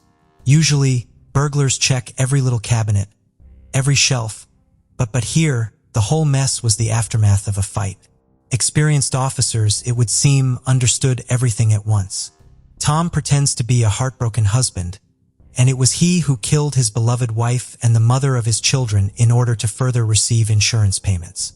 If Kelly's life was insured and husband's murder, that's needed is to gather evidence and the case will be solved, especially since even her own daughter said that the mask on the robber was like her father's and eyes like her father. However, the police did not find the hunting mask in the house. After finding out where Tom had spent his time that night, the police questioned the other poker players. Is Tom the killer? Do you really suspect him? Wondered one of his friends. That poor guy had his wife murdered for crying out loud. And instead of looking for the bastard, you want to pin everything on him? How could you think of such a thing? No, Tom certainly couldn't have done it. I've known him a long time, replied another less emotional friend. He worked 2 jobs around the clock because he loved both Kelly and his kids. There's just no way that could happen. Plus, he was with us all night. We played poker, and even when everyone was tired, he kept insisting on continuing to play. Tom really was suspicious that evening, said his acquaintance Laura. During a break in the game, he took me into the next room and asked me to give him my phone to call his wife.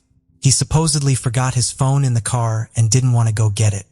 I was first surprised that the car was 10 meters away from the house. Go to it and get the phone, but still gave him a call. He stepped back to make the call outside.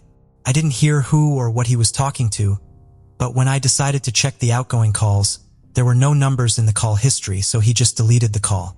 Wouldn't you agree? That's odd. I told my husband about it, and he was as surprised as I was. My husband was sitting at the playing table next to Tom and noticed that Tom was not watching the process of dealing cards or watching the people around him, which is very important in poker, but was sitting with his head bowed over the surface of the table where the cards were hiding the screen of his phone. He had his phone on him. Why had he tricked me then? Where was he calling? Who couldn't he call from his phone?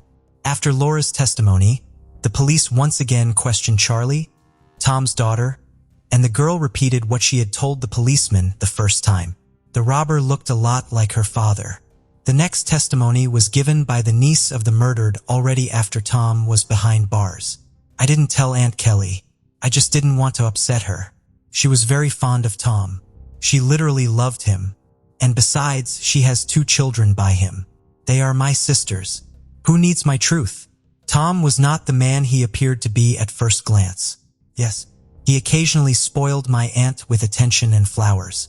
He could easily babysit, which other fathers rarely do. But that was all at home. And at work, he was a completely different person. Kelly decided to help me one day and arranged for Tom to take me to work for him. She was too young to be on her own, so she understood me as well as anyone and wanted the best for me. I worked for Tom all last summer doing correspondence registration and document management. I didn't know him well before that, so at first we had a fictitious. He loves his daughters very much, but he doesn't care about his wife, and he hasn't had any feelings for her for a long time. He's even had a few affairs on the side during their marriage and even considered leaving Aunt Kelly. But he didn't simply because he was afraid that a divorce might leave him without a house and without money. Looking ahead, It is important to note that some of the interviewed female participants of that evening's poker game confirmed the words of Kelly's niece that Tom was not such a faithful husband and had a sexual relationship with 2 women who were also playing poker that night. In addition to the information about Tom's promiscuous life, Kelly's 16-year-old niece also told about another employee of Tom's firm, Michael Beard. Michael was doing repair work on houses after the fire, and he was doing a good job. But there was one moment in those houses where Bird worked, constantly missing things, and if the first few times Tom did not believe his customers, referring to the fact that during the fire the owners could lose something. Then when the accusations of theft began to be repeated for the 3rd and 4th time, there was no doubt. Michael Bird not only restores the floor and walls, but also steals. Plus, in addition to stealing, there were complaints that Michael was allowing himself to come to work drunk. I was in the office when Michael's stealing came to light. Tom could yell at his employee and kick him out on the street. He was upset with his subordinate's behavior like that. He kept asking him, "How could you? Or haven't you thought about your family? Where are you going to work now?" After the incident, Tom fired Bird, but still called companies he knew and offered them to hire his former employee. Tom recommended Michael, and when all his options were exhausted, Tom took Bird in to help with the household, cutting the grass, watering the plants, doing minor repairs around the house. The detective called Michael Beard in for questioning. He said he only stole because he and his family needed the money. "Tom was very good to me, defended me to the end. But I know it was my own fault. He has a very good wife. She fed me when I worked for them, even though she really shouldn't have. She also gave my children clothes that her daughters had grown out of. I am very grateful for all they have done for me. I feel so bad for Kelly. When I heard about her death, I couldn't believe my ears. I felt so bad. I even went to church and prayed for her to go to the best of all worlds." The police did not find anything strange in Michael's story and let him go. But the interrogation of his wife, Mrs. Bird, made the police doubt his words. According to his wife, Holly, Tom offered Michael some work, which he did not say. And for this work, he promised to pay him $10,000. Now that was interesting. Michael was called back to the station and had a lie detector hooked up to him. All questions were failed. Bird was lying and therefore failed the test.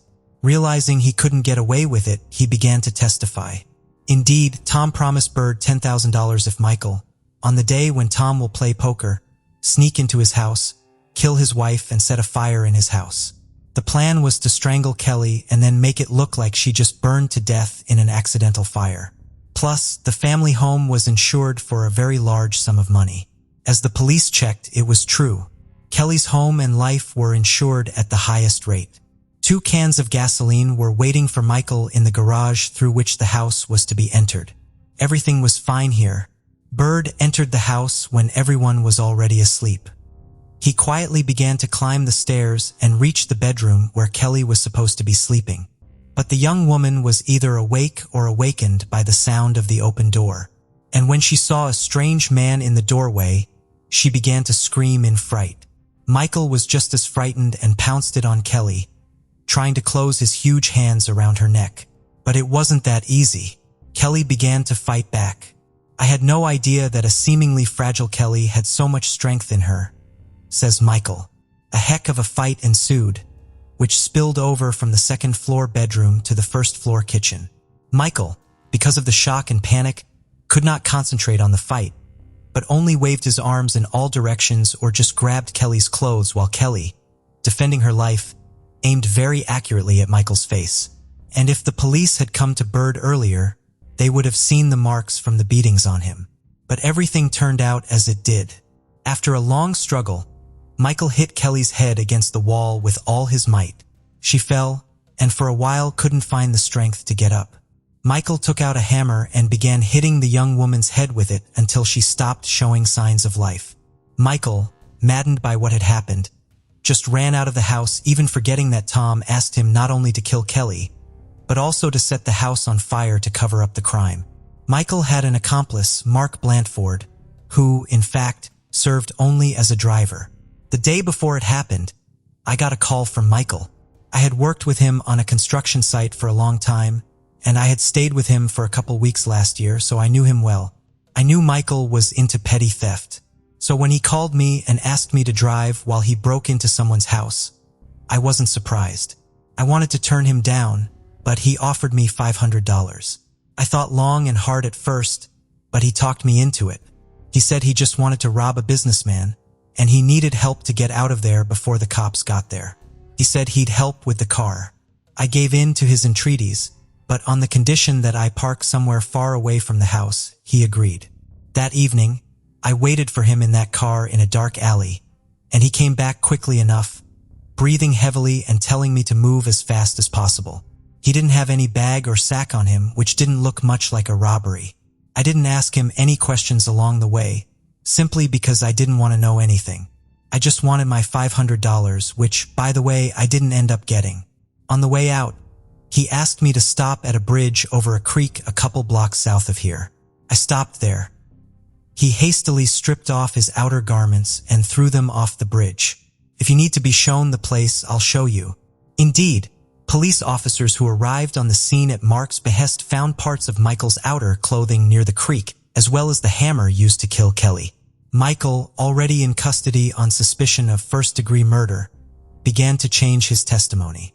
According to him, he was indeed hired by Tom, indeed for $10,000, but only to commit arson at the house and nothing more. There was no question of murder. When he went into the house, however, Kelly was already dead. And who killed her? The detective asked. I think it was Tom. He offered me money for murder and arson from the beginning, but I refused the first offer. I'm not willing to kill a man for any money. He said I had nothing to fear, but he never could talk me into it. You may not believe me, but I almost lost my mind when I saw Kelly's body. I knew right then and there that he was setting me up, so I ran out of the house. He's the killer, Michael insisted. Michael spent a very long time assuring the police of his innocence, and all because he did not know that Mark had shown the place where Bird had thrown out his things and that his clothes as well as the murder weapon had already been submitted for examination. And the experts found both on his clothes and on the hammer the blood of Kelly Clayton. And that was the most direct proof that it was him who killed Kelly, not someone else. In turn, Tom also did not admit that it was he who ordered the massacre of his wife from a former problem employee of his company. According to him, Michael knew that he had money, knew that he was not poor, and because Bird lost his job as well as because of resentment associated with the dismissal, he decided to rob his house. But Kelly was at home that night, for which he paid with his life. It might have been difficult to prove Tom's guilt and his conspiracy with Michael if Laura, the woman who had been playing poker that night, had not told the police that Tom had called from her cell phone. The detective requested a transcript of her calls and expectations were confirmed. Then, on the night of September 28, 1929, Tom Clayton called Michael Beard. Michael was the first to go to trial. He continued to insist that he had been hired to set fire to the house in order to collect the insurance payout. He didn't kill Kelly, and as for the blood on his clothes, it was just because he was touching a dead and mutilated body. That's why he got dirty. He'd thrown his stuff away so no one would think he'd been at Clayton's house that night. His speech sounded convincing. The jury had been deliberating for 7 hours.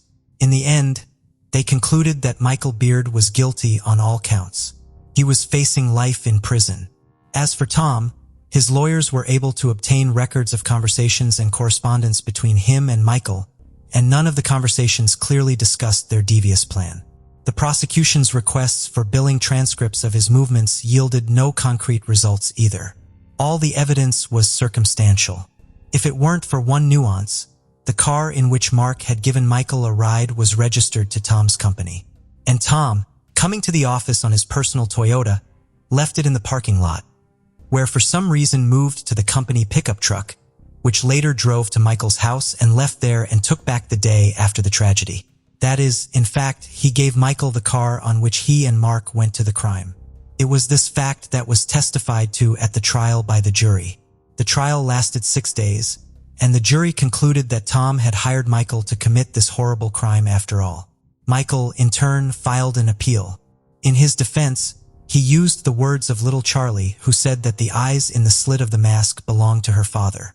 However, the court rejected the appeal because the description of the clothes matched the one found under the bridge.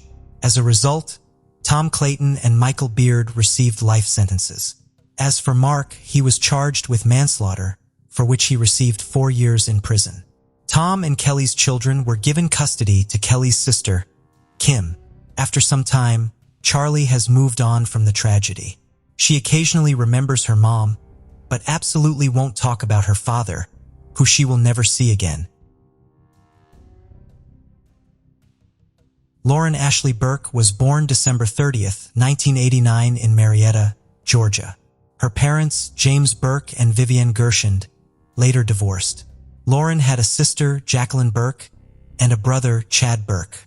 After high school, Lauren went to Auburn University where she studied graphic design, was an active member of Delta Gamma sorority, played lacrosse, and was generally active in the campus community. Lauren was described by her friends as a well-liked, excellent student, always smiling, happy, and helpful. While still a high school student, Lauren started dating a guy named Sean McQuaid. After high school, they both enrolled at Auburn University where they continued their relationship. At this point in life, getting an education was a priority for both young people, but that didn't stop them from making plans for their future together. Unfortunately, however, not all of Lauren's plans and dreams were destined to come true. She started the morning of March 4th, 2008 by having breakfast at a cafe with her boyfriend, Sean. At 11 o'clock, Lauren went to class, after which she called her father, James, to discuss plans for the spring break and a visit to the dentist. After finishing her conversation with her father, she went to Sean's dorm where she stayed until the evening. At 8:30 p.m., she had an appointment with her classmate, Michael. They were to meet in the library and prepare a study assignment together. When Lauren, around 8 p.m., left Sean's room, it was already dark outside. Her car, a black February 2001 Honda Civic, was parked in the parking lot next to the dorm, and she moved towards it. That was the last time Sean saw Lauren. Michael, whom Lauren was supposed to meet at the library, started calling her cell phone after she didn't show up for her appointment, but Lauren didn't answer for some reason. He kept calling over and over, and finally he heard Lauren's voice on the other end. She said she wasn't coming to the library because she'd forgotten all about the appointment, and then she hung up. A little later, at about 9 p.m., 911 received a call about an injured girl who had been seen lying on the road between the Farmville Baptist Church and Route 280 on the 147 freeway. It was Lauren. Drivers stopped their cars in the roadway, blocking traffic in both directions. Lauren was lying on her back in the middle of the road taking slow, deep breaths. She was suffocating.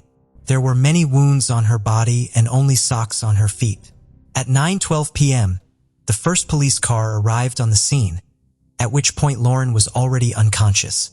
A few minutes later, paramedics arrived, and as they loaded Lauren into the ambulance, her pulse was barely palpable. At 9:35 p.m., Lauren was taken to East Alabama Medical Center where doctors began trying to save her life.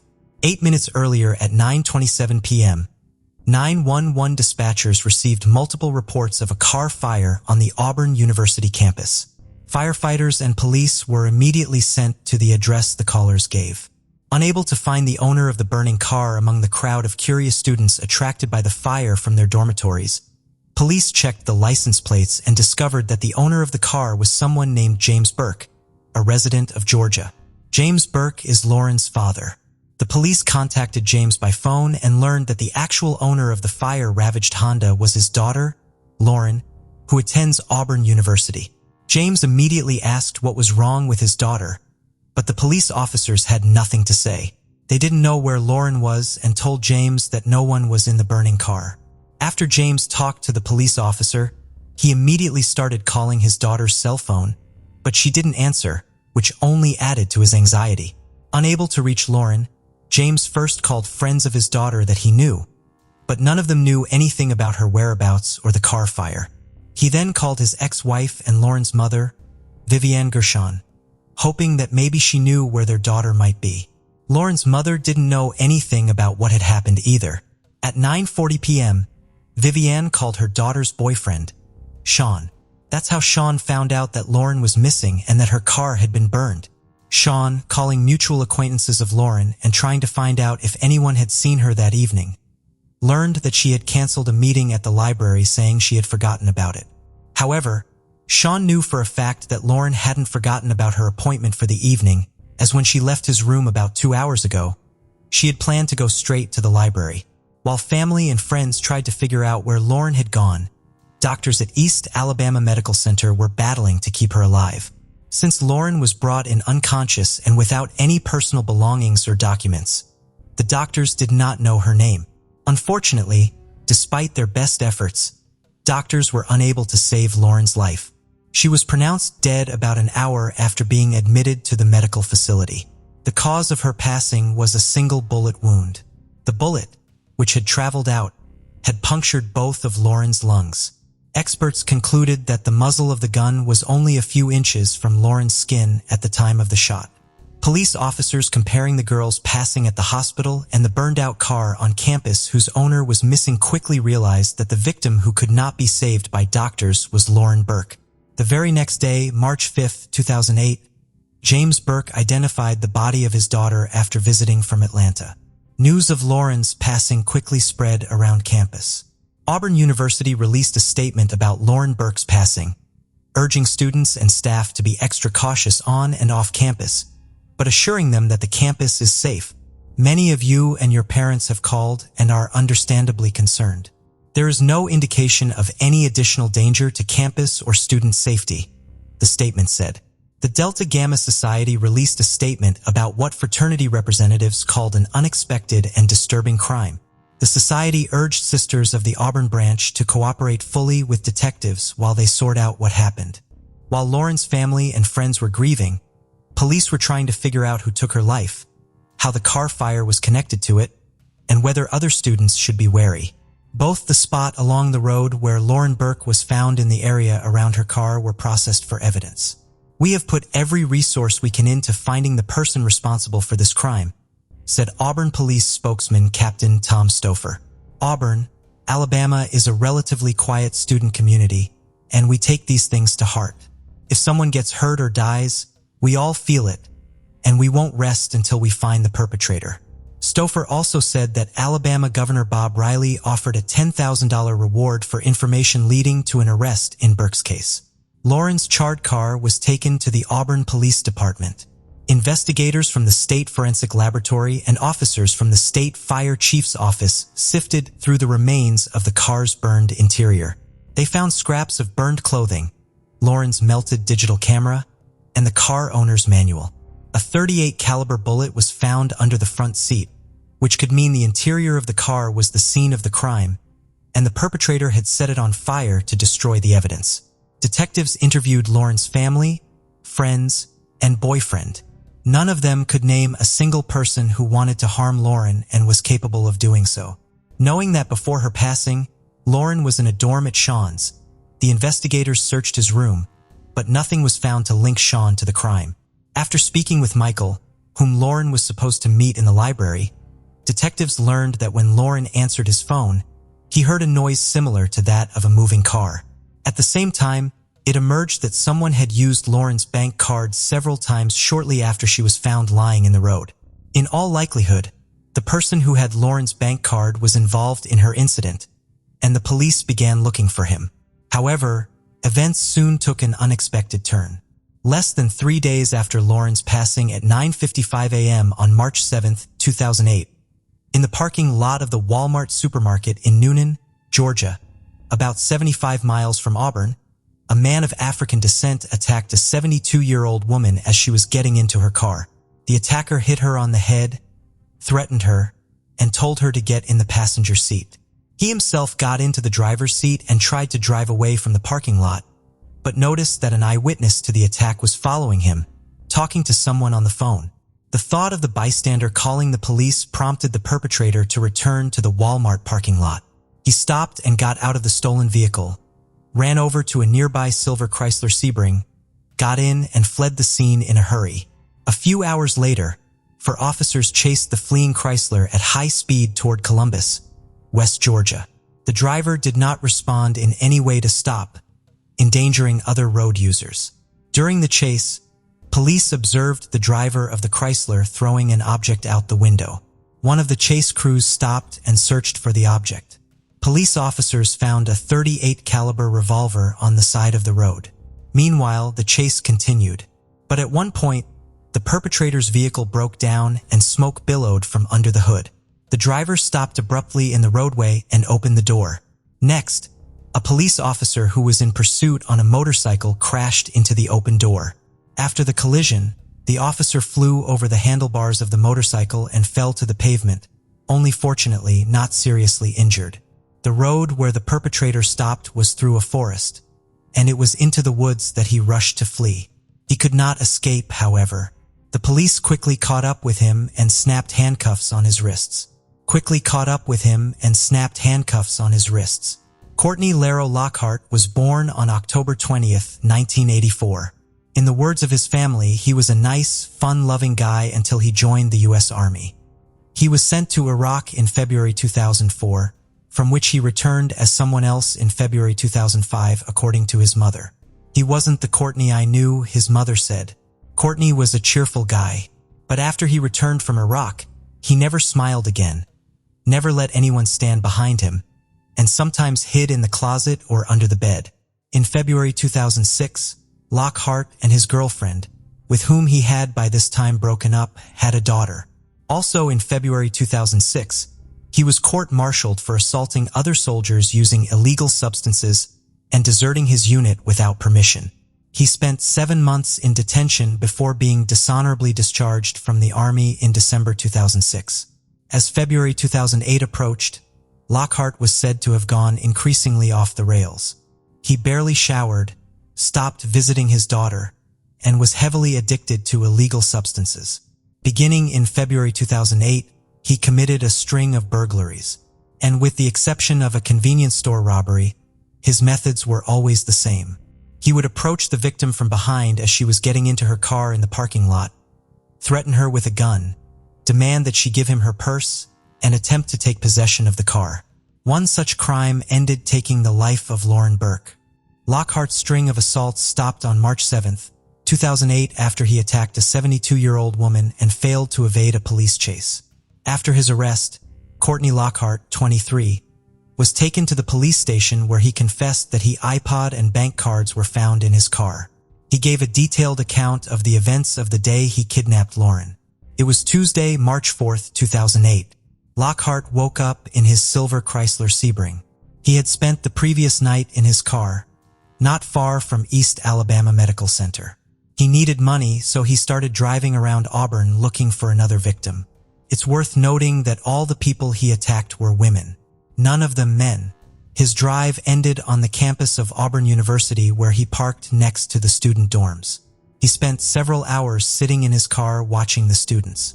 Around 8 p.m., he noticed some girl walk up to the car parked next to him and leisurely open the door. It was Lauren. Without thinking long, Lockhart grabbed his revolver and approached Lauren from behind. Poking her with the muzzle of his gun, he asked her how much money she had on her. When he didn't get an answer, he pushed Lauren into the car, into the front passenger seat, and got behind the wheel. According to Lockhart, Lauren said nothing but screamed in fear. When she finally calmed down, she pulled $200 from her purse, handed it to him, and begged him to leave. Instead of leaving, however, he ordered Lauren to take off her clothes. At gunpoint and hearing threats against her, Lauren complied, stripping off everything but a pair of socks. According to Lockhart, there was only one reason he made Lauren undress. He thought that if she had no clothes on, she would not want to escape. Lockhart then began to drive around the streets of Auburn. All the while, he was driving with one hand on the wheel and with the other holding Lauren at gunpoint. She tried to dissuade him from committing the crime, and when he said his life was over, Lauren promised to help him find a job. At some point, her phone started ringing. Lockhart told her to answer it and make something up so no one would suspect anything. It was a call from Michael, whom Lauren was supposed to meet at the library. When she answered, she said she had forgotten about the meeting and hung up right away. Lockhart said that they continued to drive through the streets of the city, and Lauren wouldn't give up trying to talk him into letting her go. She said she would help him overcome the difficulties he was facing. As they were driving down Highway 147, Lauren opened the door to jump out of the moving car, and at that point, Lockhart said he accidentally fired a shot. As we now know, the fired bullet pierced both of Lauren's lungs, plus she sustained injuries from the fall. She managed to wave to passing drivers before her strength failed her, and she lost consciousness. Lockhart told investigators that he parked outside the church and watched as cars began to stop next to Lauren lying on the pavement. Realizing that the police would be arriving any minute, he hurriedly fled. Planning to destroy the evidence he had left in the car, he drove to a gas station and bought a can of gasoline, which he paid for with Lauren's bank card. He doused the interior of the car with the gasoline he bought, then got in and drove to the campus where he abducted Lauren because his Chrysler was parked there. According to Lockhart, as he drove, he became dizzy from the gasoline fumes, so he rolled down the windows to let air in from the street. You might be wondering why he didn't drive to the campus first and douse Lawrence's car with gasoline there. Why did he drive on a powder keg, since a short circuit or spark could have caused the car to burn up with him? Perhaps it had something to do with Lockhart's mental problems or low IQ, but we shall talk about that a little later.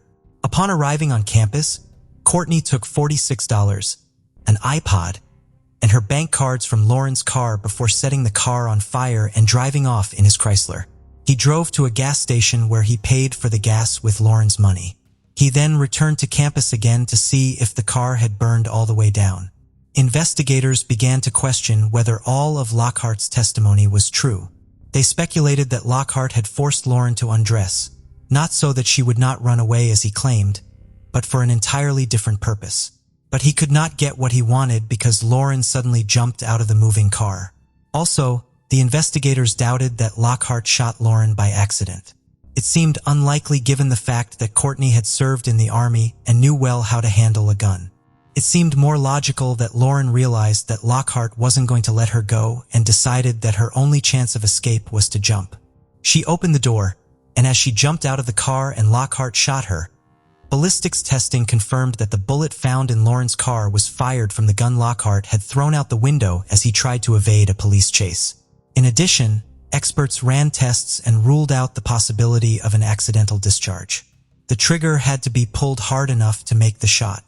Lauren's family and friends bid her farewell on March 9th. The same day, investigators interrogated Lockhart for the second time. The next day, he was formally charged multiple times in the Lauren Burke case. The trial began on November 8, 2010. Lockhart's attorneys claimed that their client had a mental illness because of his military service and that the shooting of Lauren was accidental. According to court documents, Lockhart pleaded not guilty by reason of mental defect or insanity. The court was presented with the testimony of a psychologist who testified that Lockhart had an immature and not thinking straight. Although the state attempted to introduce evidence of Lockhart's other crimes and his dishonorable conduct in the military, the trial judge excluded that evidence. After the guilt phase of trial, the sentencing phase immediately followed. Lockhart presented witness testimony and evidence in an attempt to cast himself as a war hero who was mentally disturbed by combat and the death of his commanding officer. The jury rendered a special verdict in which an additional aggravating factor was the taking of a person's life in the course of the kidnapping. The jury voted 12 to recommend a sentence of life without parole. The trial judge later disagreed with the jury's advisory sentence and sentenced Lockhart to death. In a 28-page sentencing order, the judge explained why he disagreed with the jury's opinion. He concluded that the kidnapping weighed heavily in favor of the death penalty. The victim was alone, unarmed, and she was chosen by Lockhart at random. The kidnapping is even more egregious because she was taken from a college campus, a place where students should feel safe, and forced into her own car. Lockhart forced her to undress and held her at gunpoint in order to prevent her escape. The court also emphasized that the jury was unaware of Lockhart's crime spree and the true nature of Lockhart's military service. Although the jury heard testimony regarding Lockhart's service, the jury was unaware of the full extent of Lockhart's military disciplinary record, wrote the judge.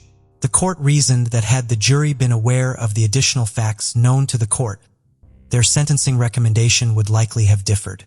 15 years have passed since Lauren's death, and Lockhart is still on death row in Alabama and has not given up trying to appeal his sentence. After his conviction and death sentence, he appealed to an Alabama court, which upheld the sentence in August 2013. In April 2014, the Alabama Court of Criminal Appeals denied Lockhart's request for a retrial. He then appealed to the Supreme Court of Alabama. But in September 2014, his motion was again denied. In January 2015, Lockhart appealed to the Supreme Court of the United States. In April of that year, the Supreme Court of the United States denied his petition. In 2018, Lockhart made another attempt to challenge the sentence. Lawyers from a human rights organization who represented him tried to convince the court that the lawyers defending Lockhart in 2010 had mishandled the case. Although there were some flaws in Lockhart's 2010 defense, it ultimately did not change the outcome, with the death sentence being upheld again. In April 2021, the Alabama Court of Criminal Appeals upheld Lockhart's death sentence. Lauren's parents said they would never give up and would do everything in their power to keep Lockhart's death sentence from being overturned. "Courtney Lockhart gave my daughter the death penalty. There's no reason why he shouldn't have the death penalty. That's all I have to say," Burke's father, Jim, said. "He didn't give her a second chance. He shouldn't get a second chance either," Lauren's mother, Vivian, said. As of today, Courtney Lockhart remains on death row in Alabama. Thank you for joining us on this journey into the depths of unsolved mysteries. Cold cases not only challenge our understanding of the past, but also ignite our curiosity and determination for answers. Remember to subscribe to stay updated on our latest investigations. And if you have any information regarding the cases we've covered, don't hesitate to reach out. Together, we can shed light on the shadows of the past and bring closure to those who seek it. Until next time, stay vigilant, stay curious, and never stop seeking the truth.